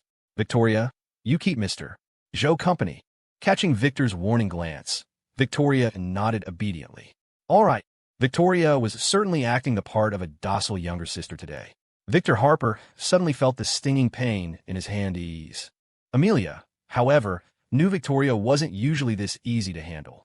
Why was she being so compliant now? Could she actually be interested in Mr. Zhou? "Just as I thought," Amelia mused. Her supposed love for Ethan is all an act. Ethan needs to see her fawning over this man. It's pathetic. The moment Victor and Amelia walked away, Victoria pulled out her phone right in front of Mr. Joe and called Ethan. As soon as it connected, she purred. "Are you watching me again? Be a good boy and go back to your room." Watching Victoria hang up, Mr. Joe wore an indescribable expression. He discreetly rubbed the goosebumps that had risen on his arm. If he hadn't witnessed it himself, he'd never have believed the typically cold and aloof Victoria Harper had such a clingy side. "Ms.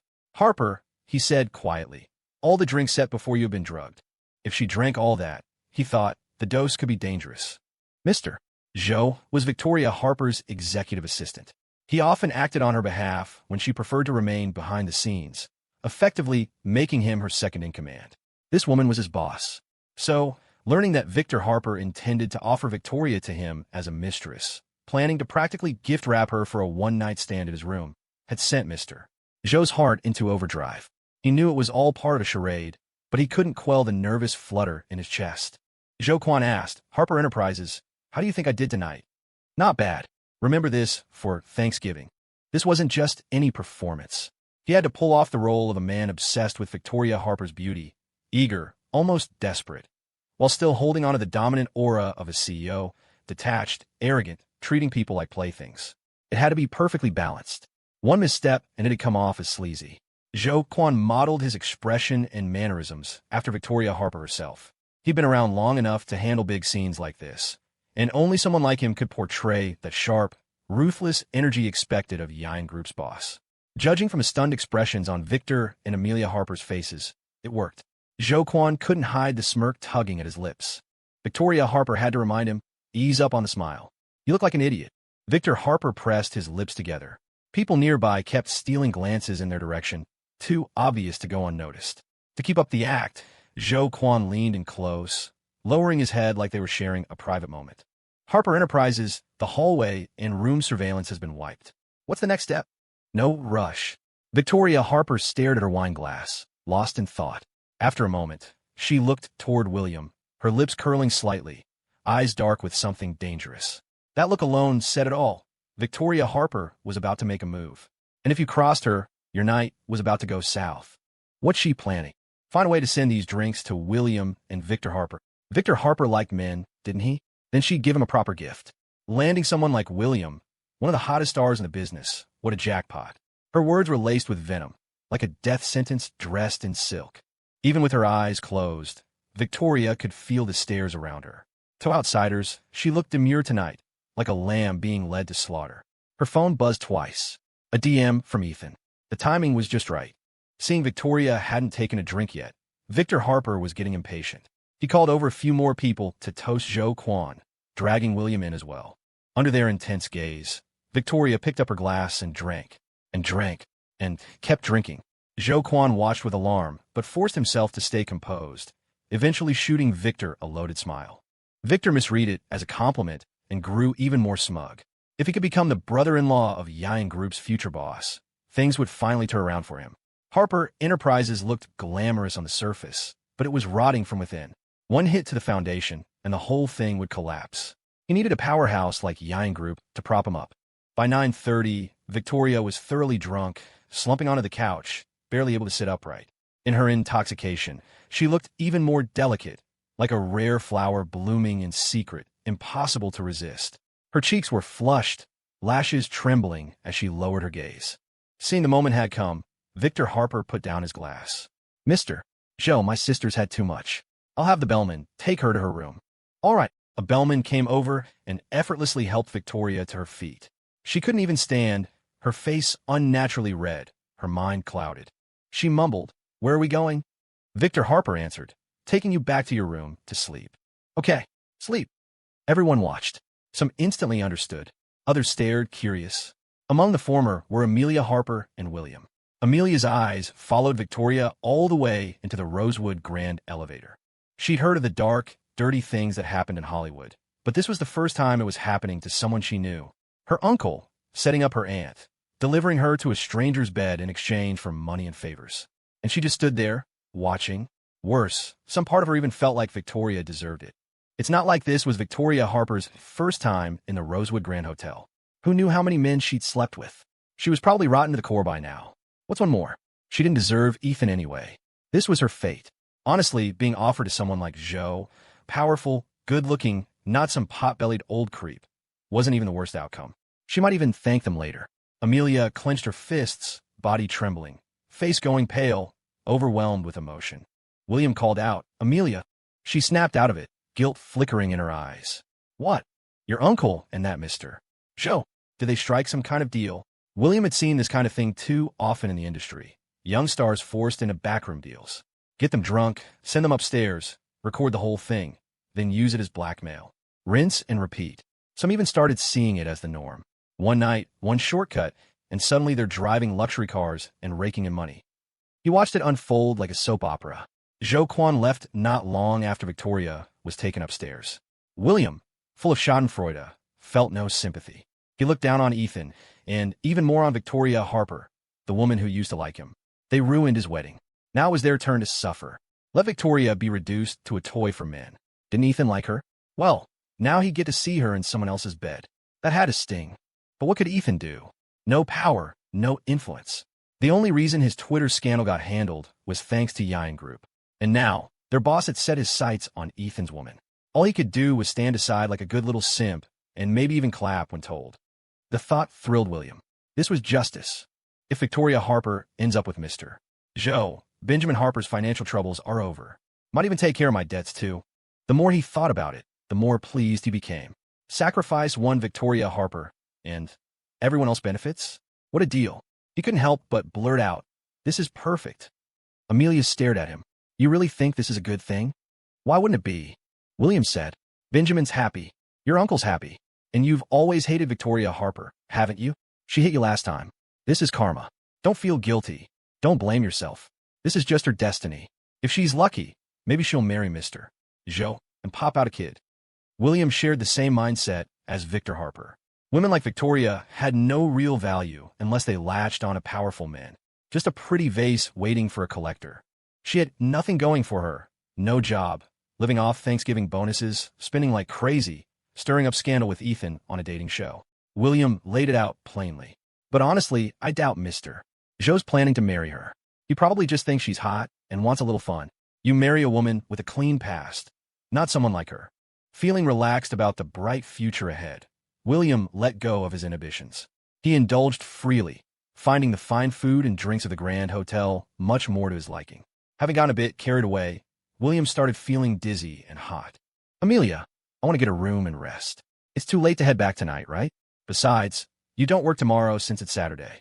Amelia had her own agenda. She planned to knock on Ethan's door in the morning and taken to catch them in the act. Hearing William mention resting, a nearby bellman stepped forward. "Sir, would you like me to show you to the lounge?" William nodded and, swaying unsteadily, was helped away. Amelia didn't watch him leave. With William gone, she wanted to have a proper talk with Benjamin Harper. But when they were face to face, she found herself unsure how to begin. Finally, Benjamin Harper broke the silence. "I hear you found a job as an executive assistant. How's it going?" "It's good." "Is the money easy?" "No." "What's the monthly pay?" "The intern salary is $6,000. For a complete newbie, an intern salary that high was actually quite impressive. $6,000 a month, and that's if you make no mistakes," Benjamin continued. "After rent, living expenses, daily costs. How much is actually left in your hands? Do you have any idea how high property prices are? They average $3,000 per square foot. Your monthly salary can't even afford a single square foot of bathroom space. A single apartment can cost $300 million. With $1, $5 billion William owes. How many apartments like that could be bought?" He leaned in slightly. "He owes $1. $5 million, not just 100,000. You two could work for lifetimes and never pay it off. With him, he's just dead weight. He can't contribute. He just forces you to slave away earning money. Eventually, debt collectors will be at your door. Do you really want that kind of life forever? A lifetime stuck in a cramped Brooklyn loft, no car, no property, struggling endlessly just for that $6,000 a month. It felt like a hopeless, bottomless pit. She hated this life. She still longed for the days of being chauffeured in a Harper limousine, splurging freely, living in a mansion with personal chefs and housemaids, buying six-figure jewelry on a whim, where a single dress cost $6,000. Benjamin Harper had laid it all out. Amelia's stubbornness stemmed from her belief that he would eventually relent and take her back. She acted with impunity, relying on her status as the sole heiress of Harper Enterprises and banking on her father's inability to truly let her suffer. In this Cold War between them, she was waiting for her father to yield first. After all, she thought she had plenty of time. But life away from home was proving unbearable. Each day dragged on like a year. Benjamin Harper didn't push her anymore. He simply told her to think it over carefully and come back to him once she had made up her mind. Until then, he wouldn't allow her home. Compromising now would lead to endless issues, and he would lose all authority as her father. What if William's debt could be resolved? Amelia asked. Benjamin Harper replied. Then we can talk once you've actually resolved it. But for them to solve it on their own? Utterly impossible. By the time the father and daughter finished their conversation, most guests had left. Even Victor, having drunk too much, had retired to the lounge. But was this plan with Victoria Harper truly foolproof? Amelia wondered. Victor claimed he had personally escorted Mr. Joquan to the room and heard Victoria's voice inside. He assured her that nothing could go wrong at their own Rosewood Grand Hotel, with their own staff involved.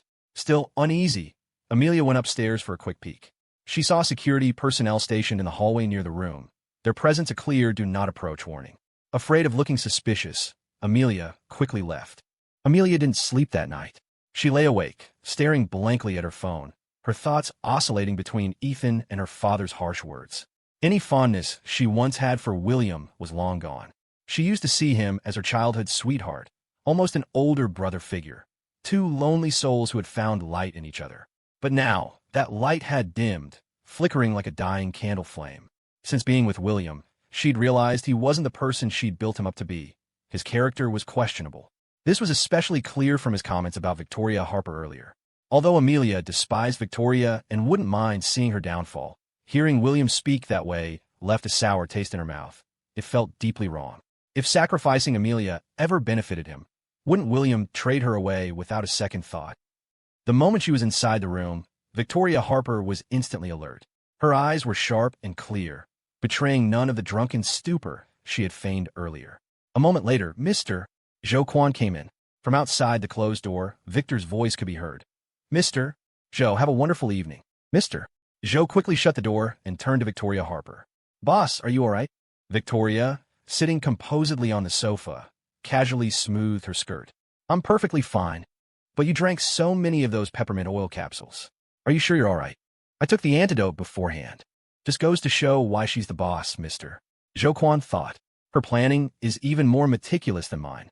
Even with the antidote, the large amount she'd ingested still induced heat and dizziness. It was only Victoria Harper's formidable willpower keeping her conscious. Anyone else would likely have succumbed to sleep by now. Mr. Joquan kept watch on the hallway. Once certain it was empty, he informed Victoria, Boss, it's clear outside. You can go find Mr. Johnson now. Yes, it's about time, Victoria replied. Any longer, and he'll start getting anxious. Mentioning Ethan brought an irrepressible smile to her lips, transforming her previously shadowed face into something bright and captivating. Victoria slipped on a hotel bathrobe and stepped out. She quickly mussed her hair and, putting on a tearful expression, knocked on Ethan's door. Ethan had been on the verge of going to find her himself. Hearing the knock, he flung the door open to find Victoria leaning heavily against the wall, gasping for breath. Her face was unnaturally flushed, her eyes glistened with tears, and soft moans of distress escaped her lips. The moment she saw Ethan, she seemed to collapse weakly against him, clinging helplessly as she sobbed pitifully. Ethan, I feel terrible. They gave me those peppermint oil capsules. Ethan stiffened, his hand automatically going to support the small of her back. He could feel the unnatural heat radiating from her skin. Along with the heat came her scent. Victoria looked up at him like a lost kitten, her large eyes brimming with moisture, filled with a pitiful plea. Ethan, Ethan, she murmured, please, help me. I feel so bad. Victoria pressed herself against him insistently.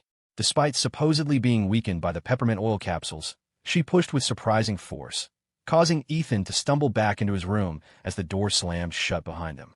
The slam of the door seemed to jolt Ethan back to his senses. I'll take you to the Mayo Clinic, he said firmly. Touching her now would be taking advantage of her situation. I'm not going to the Mayo Clinic. I need you to help me, Victoria insisted, seemingly reading his hesitation. If you won't give me what I need, she whispered, I'll just have to take it myself.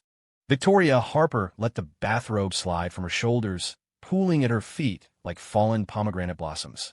Tonight, she breathed, stepping closer. Do whatever you desire. Don't hold back.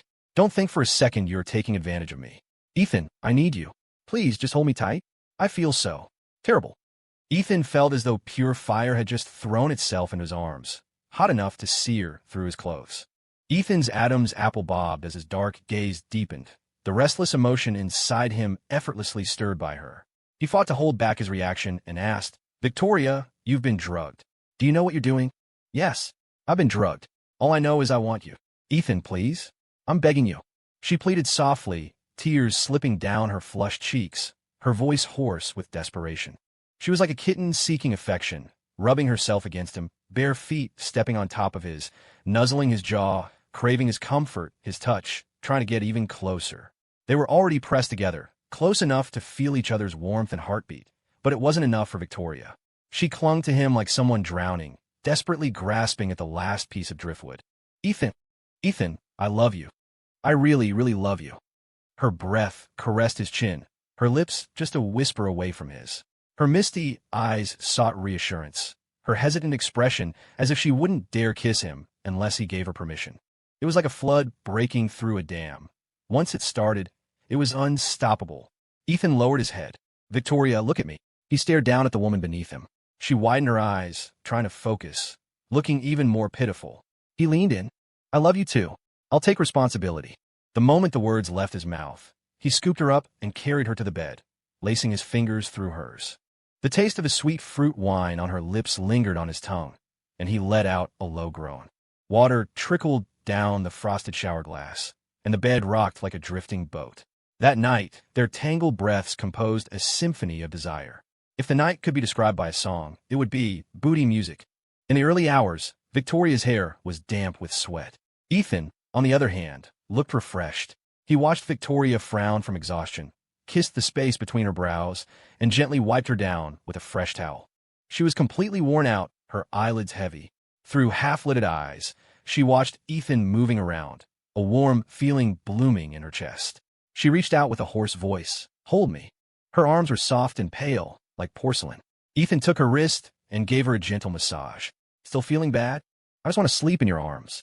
Tonight, Ethan had been like an ox plowing a field, relentless and full of energy. Usually so reserved and serious, he turned out to be far more passionate than he let on, and once he started, it was hard to stop.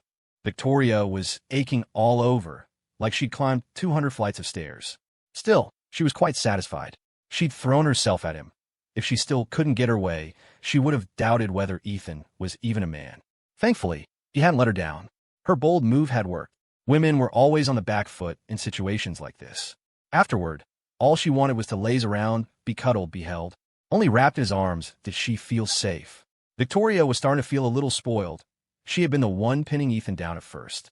After making sure she was clean and comfortable, Ethan finally took a shower himself. Once warm, he climbed back into bed and pulled Victoria into his arms. The moment he held her, he froze. He'd dressed her in a bathrobe, but now her body was bare, slippery like a little eel against him. The robe's too thick and hot. I hate sleeping in the Rosewood Grand Hotel bathrobes, Victoria murmured, her voice a little nasal and lazy. Ethan touched the back of her head and cleared his throat. Go to sleep. You've had a long night. Not too hard at all, she replied, curling into his embrace. I want more next time. Ethan. After breaking through that last barrier, their relationship took off. Victoria could hold him however she wanted now.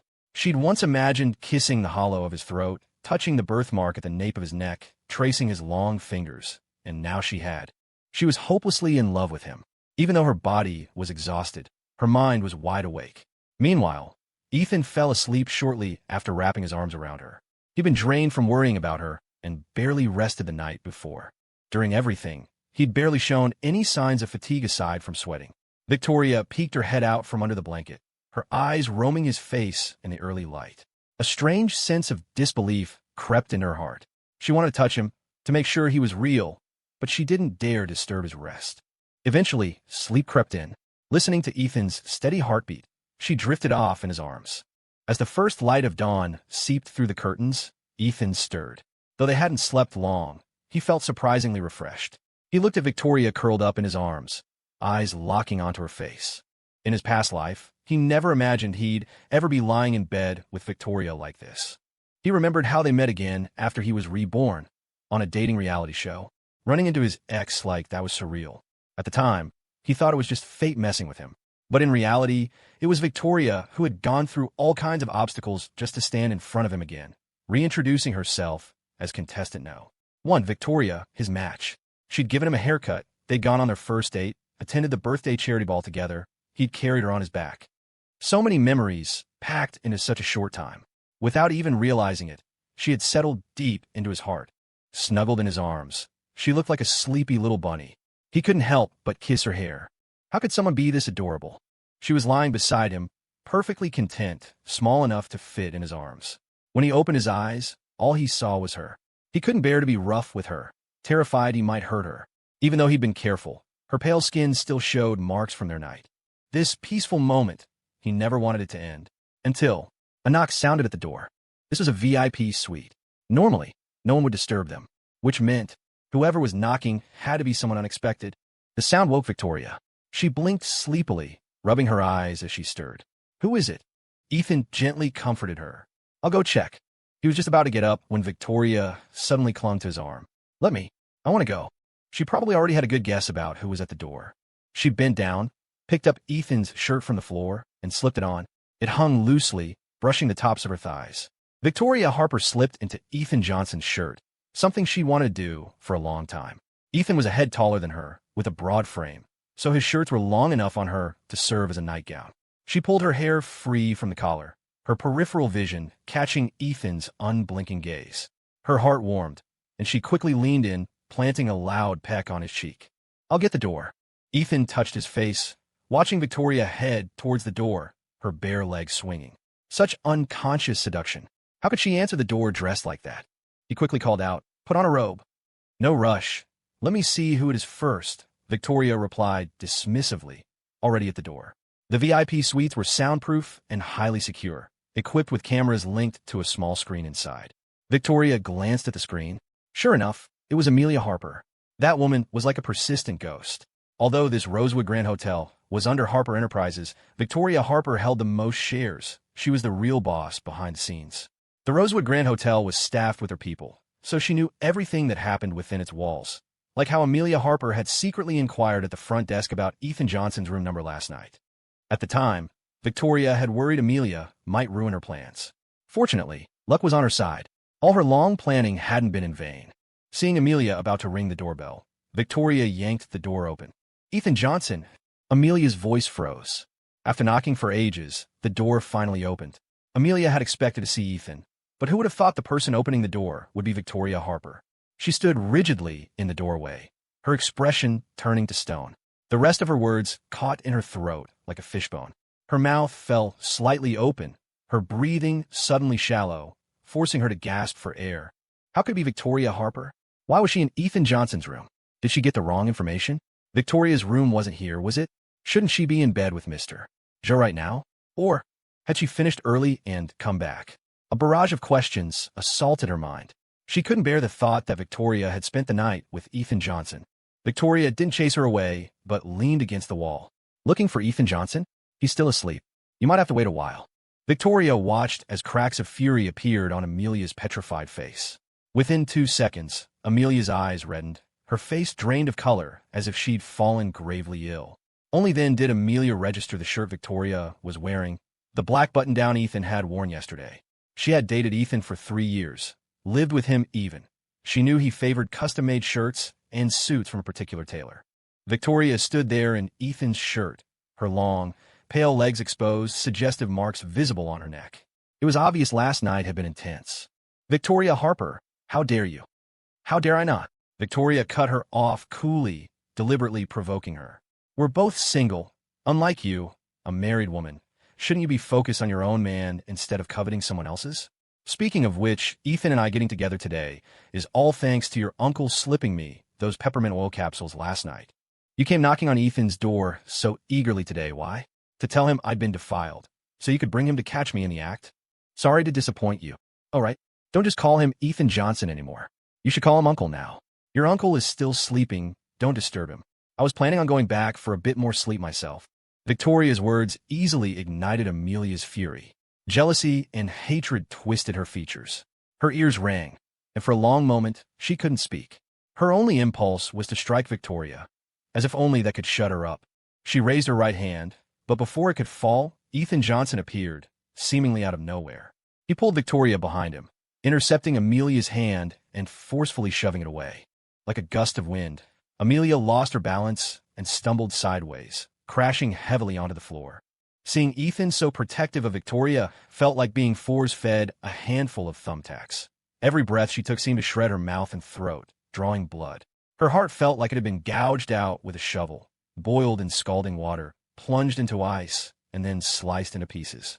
It was death by 1,000 cuts, agony like 10,000 arrows piercing her heart. The hallway light illuminated Amelia's deathly pale face. When Victoria had spoken, the reality hadn't fully sunk in for Amelia. Not until now, seeing Ethan emerge from the room to defend Victoria. He wore only a bathrobe, the marks on his neck and chest even more numerous than Victoria's. Her heart plummeted. A profound panic seized her body, the kind you feel when you step into emptiness and fall from a great height in a nightmare. She didn't hear what Victoria said next to Amelia. She only saw Victoria clinging to Ethan's arm, beaming. The person standing beside Ethan Johnson should have been her. The devastating blow blurred the line between dream and reality. Ethan Johnson, how could you sleep with Victoria Harper? How could you do this to me? She accused Ethan of faithlessness, as if he were her cheating husband and Victoria the shameless mistress. Didn't you see how Victoria was fawning all over Mr. Joe last night? She's just a loose woman. Slap. The blow snapped Amelia's head to the side. Ethan had slapped her. He wouldn't tolerate anyone insulting his girlfriend, man or woman. Perhaps human nature was inherently flawed, Ethan thought. People are born with certain traits, and life only amplifies them. Amelia, for instance, could never see the good in others, taking kindness for granted, a fundamental warp in her character. Amelia Harper, Ethan said coldly, I don't want to curse you out, not because I harbor any old feelings, but because there's no satisfaction in insulting an imbecile incapable of reason. Also, let me tell you this responsibly. Victoria Harper is purer than anyone. She is the perfect girlfriend in my eyes. If you insult her like that again, you can choose between the Mayo Clinic and the Metropolitan Police Department. Amelia had truly crossed Ethan's line. He wasn't a fool. He understood everything. He used to think Amelia merely had character flaws, that her selfishness stemmed from a poor upbringing. But now he saw she was malicious too. As a woman herself, she knew what reputation meant. She knew Victoria had been drugged with peppermint oil capsules. She knew Victoria was supposed to be sent to a man's bed in exchange for benefits. Had Victoria ever done anything to wrong her over the years? Why did Amelia hate her to the bone? Faced with a woman about to be victimized, even a stranger wouldn't have been as indifferent as she was. Was it simply because Victoria liked him that Amelia watched coldly from the sidelines as Victoria was drugged? Harmed. This wasn't about following the law anymore. It was about basic human decency. Jealousy could utterly destroy a person's humanity, constantly dragging down their standards, lowering their morals, making them push others' boundaries. Amelia had considered what might happen to Victoria, but she still chose to watch coldly, building her own happiness on someone else's suffering, whether voluntary or not. As long as Victoria slept with another man, it would confirm Amelia's suspicions, giving her a sense of accomplishment she could flaunt to Ethan. See, I told you she was trash like that. Wasn't I right? From her perspective, she stood on the moral high ground, helping Ethan see Victoria for who she truly was. She had always believed Victoria wasn't good enough for Ethan. Once he understood, he would thank her. Even if they couldn't be husband and wife, perhaps they could bury the hatchet and become friends. She was far too arrogant, taking this outcome for granted, even seeing it as her bestowing a favor. She didn't think wanting it all was shameful. It was human nature, a rational expectation. Ethan, how can you just take Victoria's word for it? Look at her. She's obviously faking it. She's manipulating you. She just wants to sleep with you this way, to make you take responsibility for her. Can't you see her schemes? Amelia wasn't stupid. After a moment of disorientation, things clicked into place. Why was Ethan here last night? Victoria must have arranged it beforehand. Victoria was too calculating. She must have had people stationed all over the Rosewood Grand Hotel. Otherwise, how could she have escaped? Maybe she knew all along that Victor had drugged the drink and deliberately drank it. As this thought struck her, Amelia's expression froze, then shifted to fear. This meant Victoria had leverage on them. Just as she grasped this, Ethan spoke. You expect me to believe you instead of her? Do you know what your behavior makes you? An accomplice. They're the perpetrators, but you knew and didn't report it. You can't escape responsibility either. Ethan was furious, his eyes glaring at Amelia like a wild beast's, the veins on his arms bulging. If Victor were here, he would have crippled him. Victoria stood behind him, wrapping her arms around his, her fingertips soothingly stroking a prominent vein. Just like the man I chose, she thought. Even his anger is captivating. Makes me want to kiss him. Thinking it, Victoria did it. She stood on her tiptoes and, right in front of Amelia, kissed the corner of Ethan's lips. Afterward, she leaned against him lazily and said, Amelia, instead of worrying about my boyfriend here, maybe you should go worry about your husband. Oh, right? And where's my little niece? I remember he was here last night too, wasn't he? How come he's not with you? If he saw you knocking on another man's door first thing in the morning, he'd probably lose it with you. You should hurry up and find him. Don't let him get the wrong idea. Hatred filled Amelia's eyes. She had every right to hate Victoria, who had stolen her most precious treasure. But whose fault was that? Amelia hadn't cherished him. She'd mistaken a treasure for trash. She hated her now, and there would be more hatred to come. This was just the beginning. Amelia swayed, almost losing her footing, too weak even to curse. Ethan's slap had completely intimidated her. She was scared, not because the slap hurt that much, but because she could tangibly feel Ethan drifting further and further away to a point beyond reconciliation. However much she hated Victoria, Ethan hated her just as much. After warning Amelia, Victoria ignored her completely, tugging Ethan's arm. So sleepy. I want to sleep more, but I ache a little. It hurts too much to sleep. Can you give me a massage later? Okay. Then let's go back to sleep. Across from them, Amelia looked ready to collapse, like a delicate white flower in a storm, easily snapped. Words could kill, too. Once you knew your enemy's weakness, words became knives, stabbing them until they bled. Victoria had no interest in watching Amelia's pathetic state. She had more important things to do. Victoria took Ethan's hand and, without much effort, led him back into the room, easily placating him. She was the one who closed the door. As the gap narrowed, her gaze towards Amelia held no triumph or provocation, just a fleeting glance, as if Amelia were insignificant in her eyes, as fragile as a speck of dust, gone with a puff of air. Once the door was shut, Victoria grew bolder. She wrapped her arms around Ethan's neck, her back pressed against the door behind her. She looked just like those internet videos of kittens cuddling up to golden retrievers. She moved to kiss Ethan, but he turned away. Victoria paused for a second, then smiled. Angry. Ethan's face was stern. He didn't speak. Victoria knew what he was angry about. Her acting on her own, not telling him beforehand, putting herself in danger. She'd angered him, so she had to coax him herself. Only after coaxing him properly could she get what she wanted. I took the antidote yesterday, Victoria said, watching Ethan's expression closely. She quickly added, but the drug was too strong. The antidote didn't really work. Ethan, don't you ever put yourself in danger like that again. I know. I was just thinking you were here, right? And Mr. Joe is someone I know. I had bellmen stationed everywhere in the Rosewood Grand Hotel. I made thorough preparations. If you were so prepared, why did you come knocking on my door last night, asking for my help? He couldn't dwell on it. The thought made fear creep up his spine. What if Victoria had knocked on the wrong door last night, or run into someone dangerous along the way? Could she have defended herself in her state? You couldn't prepare for every eventuality, only fear the worst. It was precisely because he loved her that Ethan felt so terrified. Victoria muttered under her breath, because you were part of my plan. What are you muttering? Had she said that out loud? For the first time, Victoria felt a twinge of apprehension. Just as Amelia had said, she was manipulating Ethan. That Thanksgiving night, she hadn't been content just kissing the birthmark on his neck.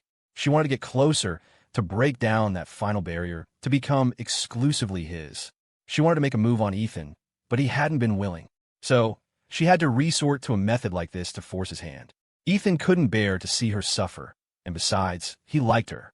This month of proximity had truly given her the advantage. From now on, the moon belonged to her. I didn't have anyone take me to the Mayo Clinic because there's a good show today. I want to go watch the drama unfold. Will you come with me later, okay? Ethan gave a non-committal mem. Are you still angry now? Not anymore. Then kiss me. Victoria tightened her arms around his neck, swaying slightly as she demanded a kiss. Afraid she'd fall, Ethan had no choice but to grip her waist. Victoria's waist was slender, without an ounce of fat. Last night, he had held her waist just like this, watching her cry out, unable to bear it.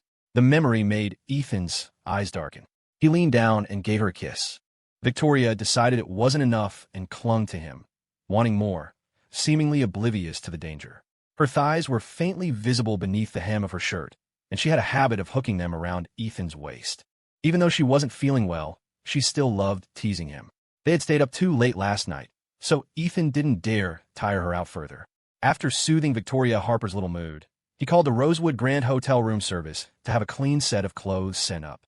Ethan reeled off Victoria Harper's sizes one by one, and Victoria Harper watched him with an amorous gaze. As soon as he hung up, she pounced, tackling Ethan onto the bed. "Mr. Johnson, smooth moves. Took you just one night to learn my clothing sizes.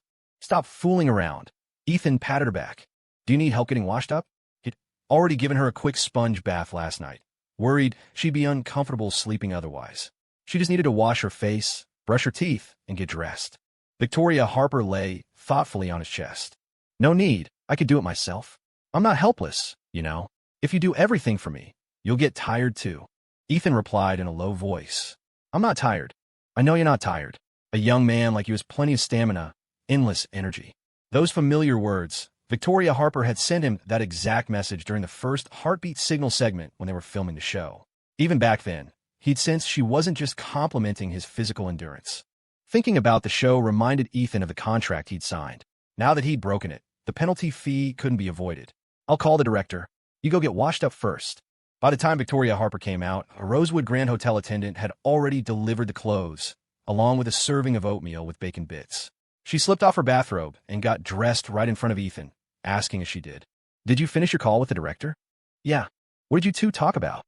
"We discussed the contract penalty. You're my girlfriend now. The production crew's rules state that relationships can only be confirmed in the finale, and dating isn't allowed inside or outside the show before then.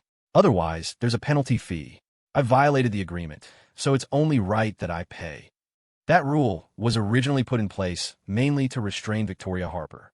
You had to admit, the director had foresight, but despite all his precautions, he hadn't expected unforeseen events during filming. Once off the show, Victoria Harper was like a wild horse finally let loose.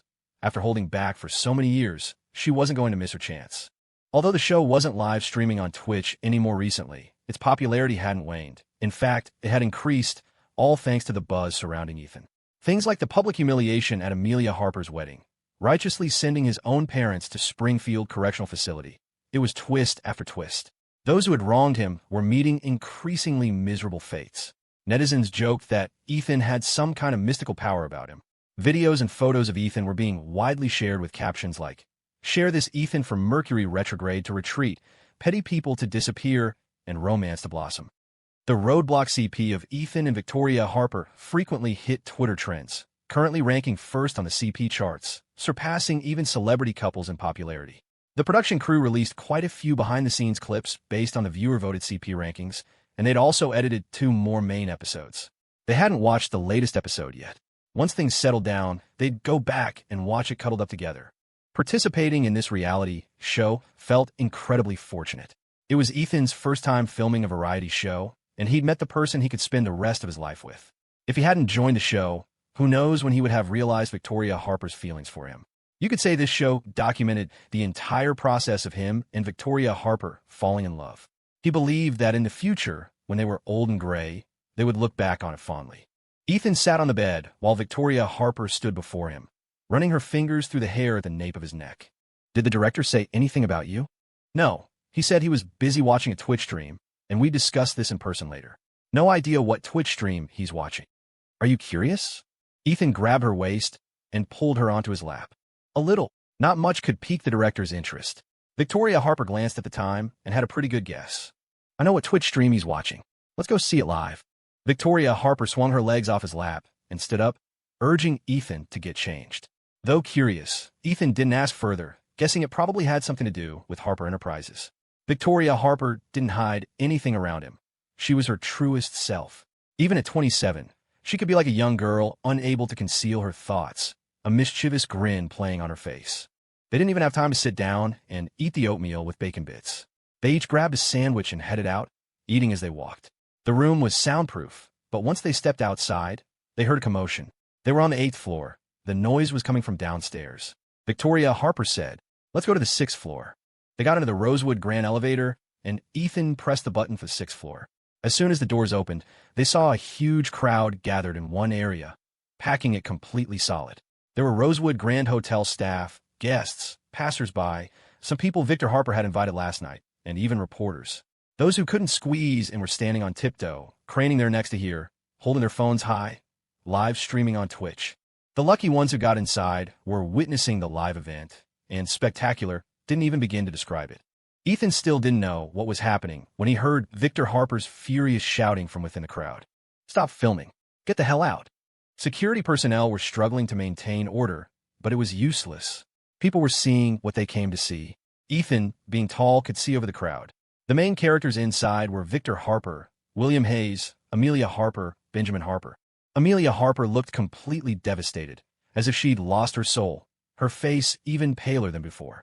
Someone accidentally jostled her, and she fell to the ground, her hand getting stepped on. It hurt, but the pain in her heart was far worse. It was already shattered, aching to the point of numbness. This had to be the worst day of her life. She had gone looking for Ethan, only for Victoria Harper to answer the door, wearing Ethan's shirt and bluntly telling her what had happened last night. Ethan had even slapped her to defend Victoria Harper.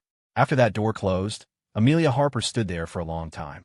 Even though the door was soundproof, she felt as if she could hear sounds coming from inside. She imagined Ethan holding Victoria Harper on the bed, kissing her, possessing her in countless ways. He was so gentle. Surely he wouldn't want to hurt her. The imaginings nearly drove her mad, as if her body was trying to save itself. Her legs moved backward uncontrollably until she hit the wall. Then, steadying herself against it, she fled the area like a fugitive. Who could she turn to at a time like this? Her first thought was William Hayes. She went to William Hayes' room. The door opened, and she saw a scene that utterly shattered her worldview. William Hayes and Victor Harper were lying naked together. The room was a mess. It was obvious what had transpired. She almost instinctively gagged, a wave of visceral nausea washing over her. After Amelia Harper pushed the door open further, people started gathering at the entrance. Her mind was in turmoil, and she didn't notice anything unusual at first. If she had been thinking clearly, she would have shut the door immediately. Instead, she let out a piercing scream. William Hayes woke up first. Being younger, his reactions were quicker. He saw Amelia Harper first, then Victor Harper beside him. He shuddered violently, so startled he fell off the bed. As he took in the marks on his body, sickening fragments of memory surfaced. "Amelia, listen to me. Let me explain. It's not what you think." William didn't have time to cover himself. Naked, he reached out to grab Amelia, desperate to explain. Amelia recoiled. "Don't come near me. William, you're disgusting." The words escaped her instinctively. Her face turned ashen as she clamped a hand over her mouth, fighting back nausea. What was Amelia disgusted about? He was the one who should be disgusted. He'd just attended a party, had too much to drink, and needed a rest. Why did he wake up naked in bed with Victor Harper? The various aches and discomforts in his body were stark reminders of everything that happened last night.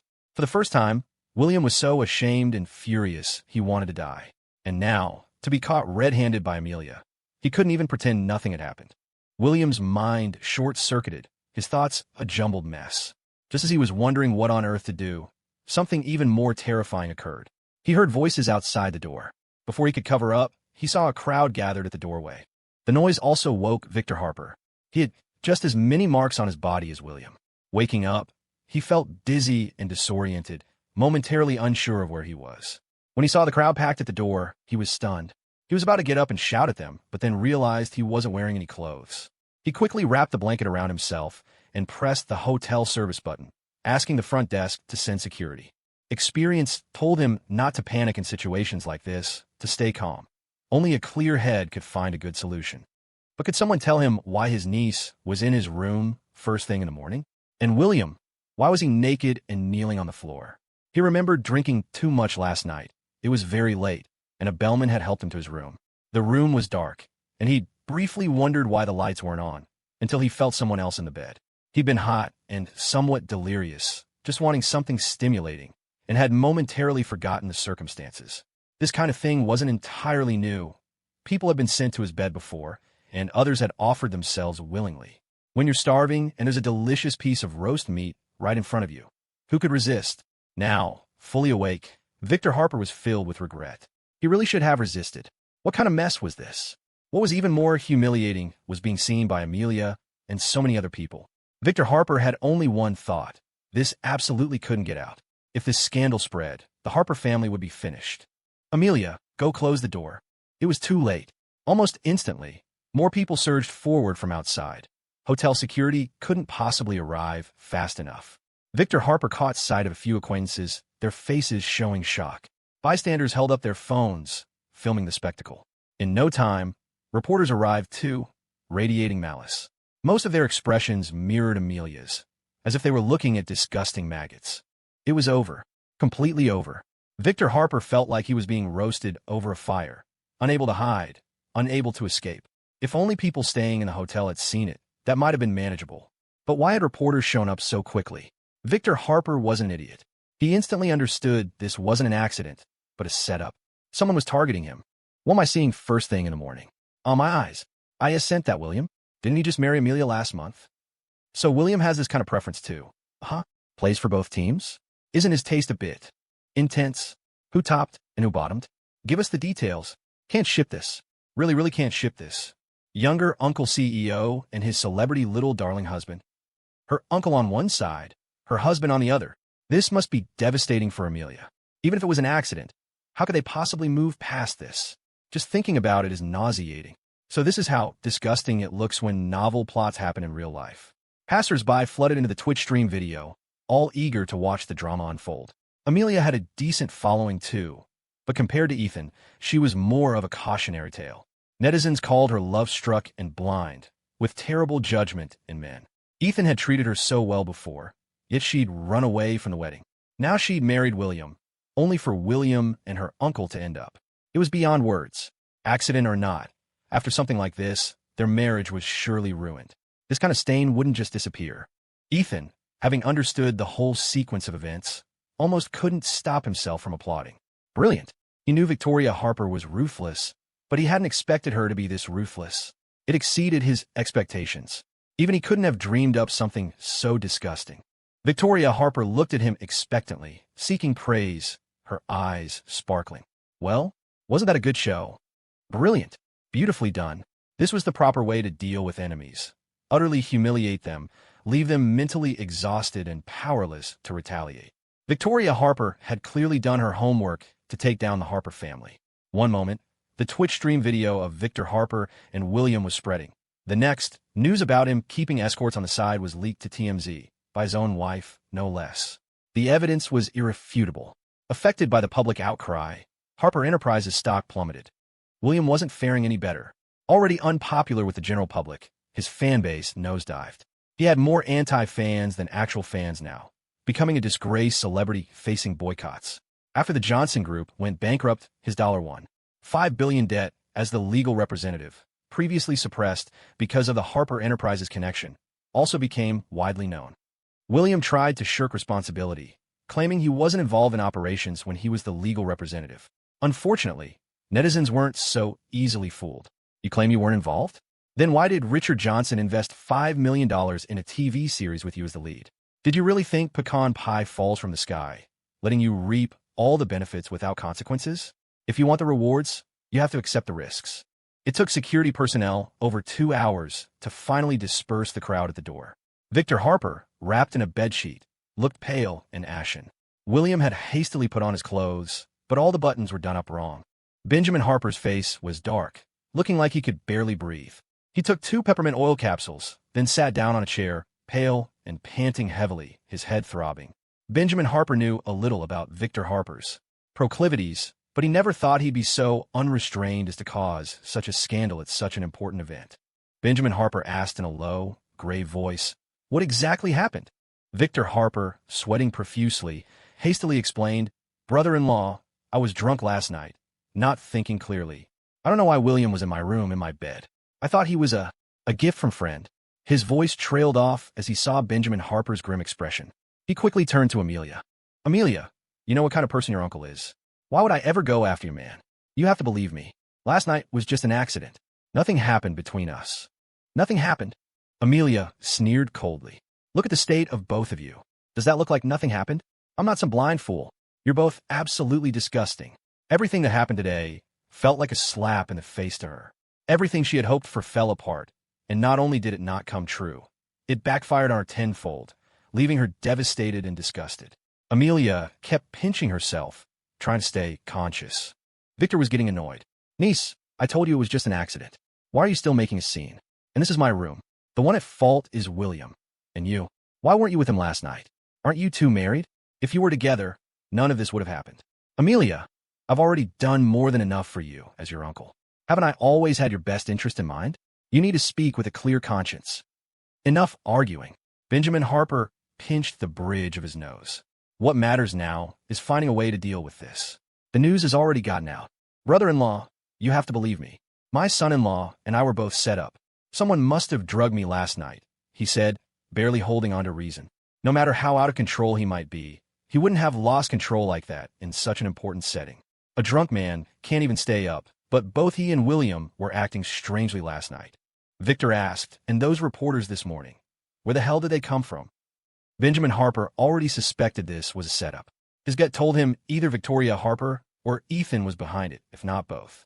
Benjamin said, the reporters claimed they were following a tip about the CEO of Yian Group. As for why they showed up here, someone gave them directions. You know how people are, see a crowd, and they just have to check it out. Benjamin had been feeling uneasy for days. Whenever he hoped for good news, nothing came. But bad things? Every single one hit the mark. He said, call Mr. Joe. Ask him about Victoria. She wasn't with him last night. Amelia cut in. Benjamin froze. Then who was she with? Ethan. What? Why would she be with Ethan?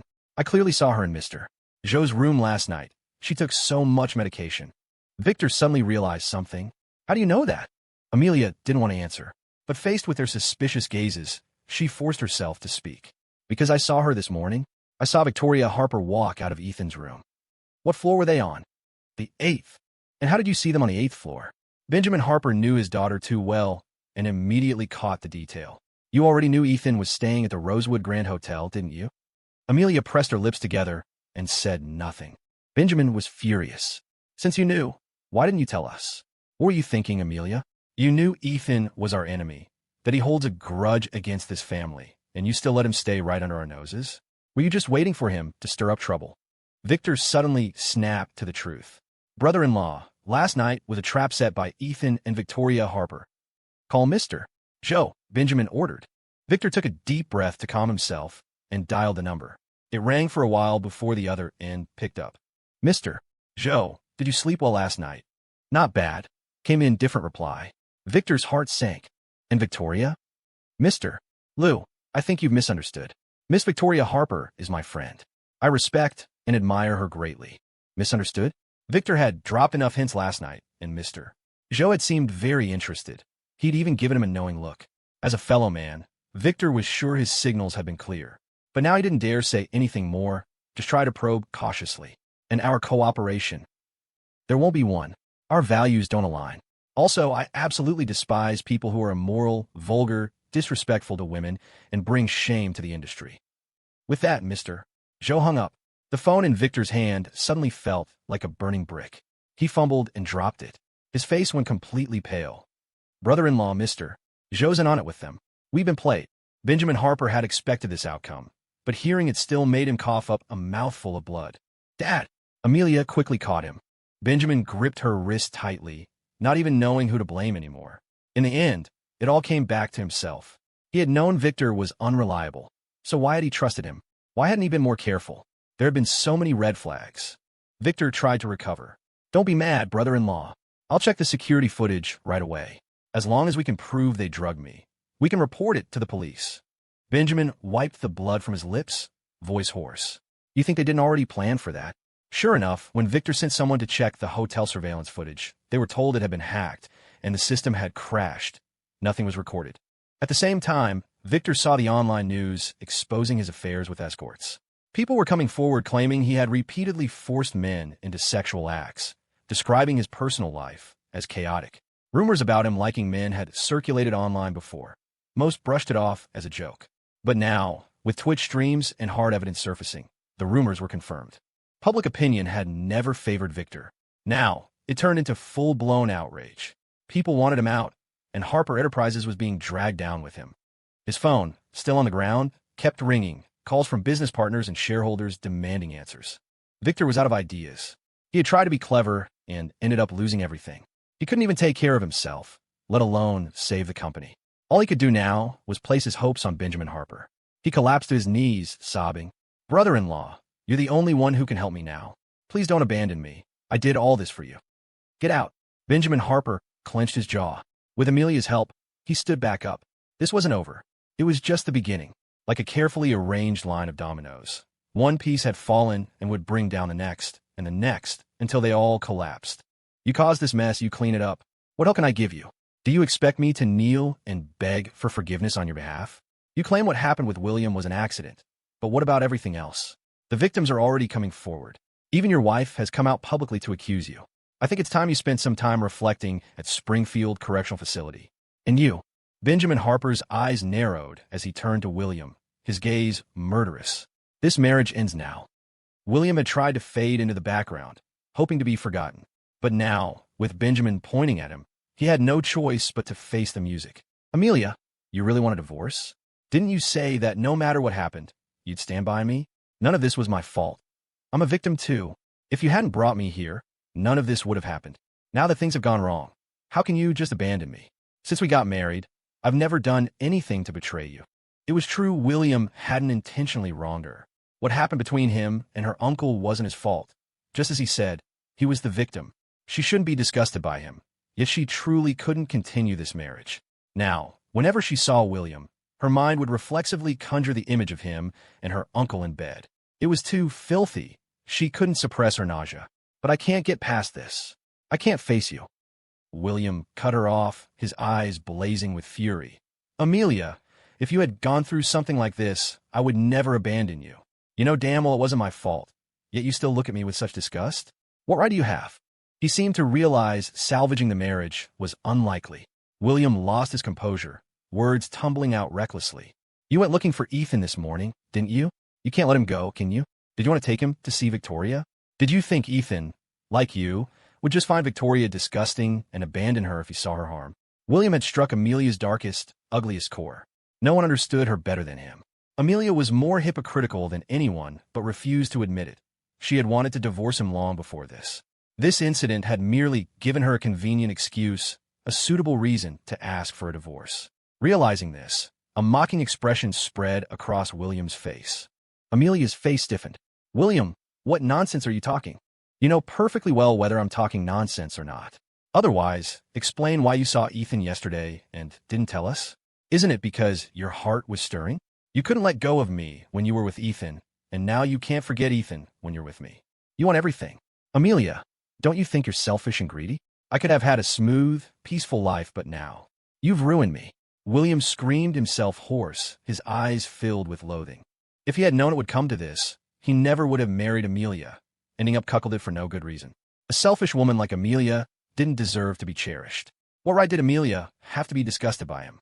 She was the disgusting one, so filthy and vile inside. No wonder Ethan broke off the engagement and went for your younger aunt, he thought, and the words slipped out. They hit hard, like a blow striking her soul from afar. William issued his ultimatum. "If you divorce me, I'll kill myself. I'll jump from right here.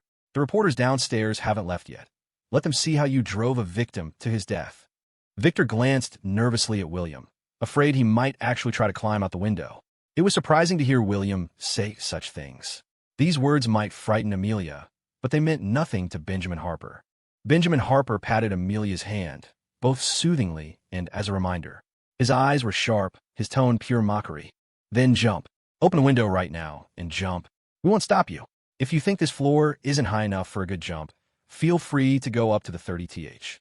William was cowardly at heart. Benjamin didn't believe he'd actually jump. He'd threatened suicide to scare Amelia, make her feel guilty, and hopefully get her to back down. Making a scene with tears and threats wasn't exclusive to women. The difference was men were better at exploiting women's tendency towards soft-heartedness. Since Amelia couldn't bring herself to be ruthless, he would have to do it. He didn't believe William would really jump. So what if you jump? You'd be doing it yourself. We wouldn't be pushing you. Once you're dead, you're just a handful of ashes. Makes things simpler. I'll tell the public you killed yourself because you couldn't handle your debts. As for what happened with Amelia's uncle, it was an accident. No one has proof. Once you're dead, the truth is whatever the living decide it is. I could easily spin it that you seduced him. After all, this is Amelia's uncle's private lounge. When it came to ruthlessness, Benjamin Harper took the crown. Anything that could be solved with money wasn't really a problem. Benjamin Harper looked at William as if observing a rotting corpse, mocking his pathetic overreach, wishing he could just shove him out the window right then and there. William was terrified by his gaze, a chill running through him. Clenching his fists couldn't stop the cold sweat pooling in his palms. Benjamin Harper sneered. Compared to Ethan, William wasn't even in the same league. He wasn't as smart, nowhere near as ruthless or cruel, just a pathetic simp. Daring to challenge him? He really had a death wish. Benjamin Harper stood up and took a step forward, advancing on William as if wielding a knife. He ordered someone to open the window, then pushed William towards it, pressing him against the frame. William cried out in fear, his earlier bravado gone, pure terror filling his eyes. "Uncle Hayes!" "Dad!" Amelia and Victor spoke simultaneously, both afraid Benjamin Harper would actually harm William. If William died here today, it would cause significant trouble. "Go on, jump. Let go and jump." Still feeling brave enough to die, Benjamin Harper patted his head menacingly. "I don't dare. I don't dare anymore." William squeezed his eyes shut, terrified. His upper body was nearly halfway out the window. This was the 6th floor. Even if he survived, he'd be crippled. "Benjamin Harper, let him go." The bodyguard released his grip, and William collapsed bonelessly onto the floor. Benjamin Harper stood over him. "Sign the divorce papers, and I'll give you $5 million. A month after the divorce is finalized, I can arrange to send you somewhere safe. The people after you for debts or accountability won't find you. You can live out the rest of your life in peace." This wasn't just $5 million. An ordinary person could live comfortably off the interest alone. William had no job and no prospects, yet Benjamin Harper was offering him this sum, all for Amelia's sake. But to William, $5 million was far too little, a pittance compared to the vast Harper enterprises. He could have had it all, and now he was being fobbed off with scraps. How could he accept that? William turned his gaze back to Amelia. Amelia. He certainly knew how to adapt. Just moments ago, he was cursing Amelia for being selfish and greedy, and now he was calling her name like a pleading dog. Benjamin Harper remained silent, simply waiting for Amelia's response. If Amelia chose to remain entangled with William, he would immediately post an official notice disowning her, cutting her off without assent. Amelia's mind felt tight, like a marionette being pulled along step by step. "William, let's just part amicably. Let's pretend we were never married. Take the $5 million. Find someone who truly loves you. I've wronged you in this life." William's voice turned incredibly hoarse. "You're right. You did wrong me, Amelia. Like I said, someone like you will never find true love. If I hadn't been with you, I wouldn't have ended up like this. You've ruined my life. You owe me." One needs to know when to cut their losses. Since he couldn't salvage the marriage, he'd at least make sure Amelia carried the weight of her guilt towards him. It might be useful for extracting more from her later. William didn't yell. His voice was calm. Amelia felt a painful twist in her chest. She couldn't bear to meet William's eyes, filled with disappointment. All she could do was mutter, "I'm sorry," over and over again. After everything that had happened in a single day, her mind felt like it had short-circuited. She was like a frightened bunny, curling up into herself whenever something became too much to face. It wasn't until Benjamin Harper asked someone to print out the divorce papers that things moved forward. He'd already had the documents prepared. His lawyer had drafted them a while ago, and they'd been sitting in his inbox ever since.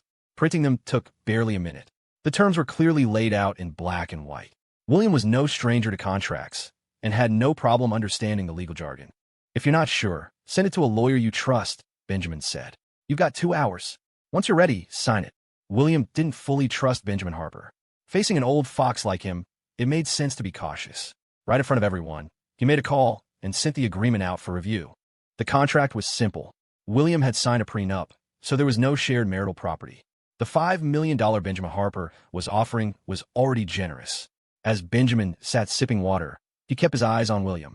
If William stalled too long and tested his patience, that $5 million might suddenly become a much smaller number. William held the pen. "I have one request. For the next month, I want to stay at Harper Enterprises. It's safer there." It made sense. After the Johnson family went bankrupt, people looking to collect their debts couldn't find Richard Johnson. so they came after William. Some of them weren't exactly civilized. Harper Enterprises was the safest place for him now. The 1-month cooling-off period before the divorce became official might offer a chance, however slim, that Amelia would change her mind. But that seemed unlikely. Benjamin Harper had a tight grip on her. Unless Benjamin Harper died. Amelia's heart wavered. William's words had struck a chord, and guilt stirred within her. Compared to Ethan, she had been much more forgiving and kind to William. She was beginning to understand what it really meant to treat someone well. If she ever had a second chance with Ethan, she would be even better to him than she had been to William, if he'd give her that chance. "Dad," she said, "I'll go with William to finalize the divorce in a month." She was asking for Benjamin Harper's approval. It was such a small request that Amelia didn't think it would matter. It felt like a way to ease her guilt. Maybe she'd feel less ashamed if she granted William this small gesture. Benjamin Harper didn't think William could cause much trouble under his nose anyway. "Fine," he said. William signed first. Then it was Amelia's turn. Unlike William's hesitation, she didn't pause for even a second. She signed each page quickly. And just like that, with the red seals side by side, their 1-month marriage came to an end. William had become a scandal overnight. His talent agency was eager to cut ties. His agent couldn't reach him by phone, so they just sent a message. The company would be distancing itself. In other words, he was being blacklisted. All his social media accounts were taken down. The agency had stakes in Harper Enterprises, and William already had more debt than he could ever repay. Pursuing him was pointless. Better to earn some goodwill with the Harpers. With the divorce wrapped up, Benjamin Harper made another call and immediately scheduled an emergency board meeting. He left Rosewood Grand Hotel and headed straight to Harper Tower. Victor had originally left the hotel with him, but before they even got to the car, a group of uniformed police officers arrived and took Victor away. Panicked, Victor shouted, pleading for Benjamin to help him. Benjamin's dry lips parted slightly, but he didn't say a word. He just stood there and watched as Victor was forced into the police cruiser. It all happened too fast. Benjamin looked up at the sky. At some point, thick clouds had gathered overhead. The air felt heavy and oppressive. Dull thunder rumbled in the distance. A storm was coming. Benjamin Harper wasn't unwilling to help Victor. He simply couldn't. If the charges stuck, Victor was facing years in prison. That wasn't even the worst part. The real threat was to Harper Enterprises. The company's stock had been crashing and was beyond saving. On top of that, Benjamin had to stay alert. Who knew what other dirt Victoria Harper might be holding on to? He had always underestimated Victoria and Ethan, but now just thinking about them made his skin crawl. They were like venomous snakes, lurking in the shadows, waiting to strike. First the Johnsons, now the Harpers, both century-old family empires crumbling in the span of just 2 or 3 months. Benjamin felt the pressure closing in. Those two snakes were getting closer, ready to strike at any moment. He barely had the strength to protect himself. Back at Harper Tower, he immediately called the board to order and began discussing crisis management. He couldn't understand how such a massive corporation couldn't handle Victoria and Ethan. Real estate losses needed plugging. Just last night, he'd hoped to use Victor to build a connection with the Yan Group. But Victor had failed miserably and offended them instead. Benjamin personally reached out, only to be met with a single, brutal response. Our boss said, "We don't do business with Harper's son-in-law." That one sentence shut the door in his face. He had no choice but to consider the last resort, the one he'd been avoiding. Selling the land in Westbrook District was now inevitable. Meanwhile, Amelia and William sat in the Harper limousine on their way back to Harper Enterprises. Neither spoke the entire ride. William sat in the front passenger seat, staring out the window, trying to figure out what to do next. As they approached the Victorian house, a figure on the sidewalk caught William's eye. His whole body tensed. It was Sophia. She was standing by the roadside, pushing a stroller. She glanced in the direction of the car, and, just for a second, their eyes met. Why was Sophia here? Was she here to threaten him? But what could she possibly want? He had nothing left, no money, no status. Did she expect him to take responsibility for her now? If she leaked news of the baby to TMZ, he might not even get the $5 million. Benjamin Harper might break his legs. He couldn't let that happen. Fear and anxiety twisted his stomach into knots. William hunched over, clenching his right fist against his abdomen, his face pale and sweating. When they arrived, the driver stepped out to open the door for Amelia. William still hadn't moved. She knocked on the window, her voice cold. "We're here." Snapping out of it, William opened the door with trembling hands. As he stepped out, he stumbled and nearly fell. "What's wrong with you?" "Nothing," he replied. "I was just thinking, how do we end up like this?" He had already decided on his next move. Everything I said at the Rosewood Grand Hotel, I didn't mean it. I was just angry. Don't take it to heart.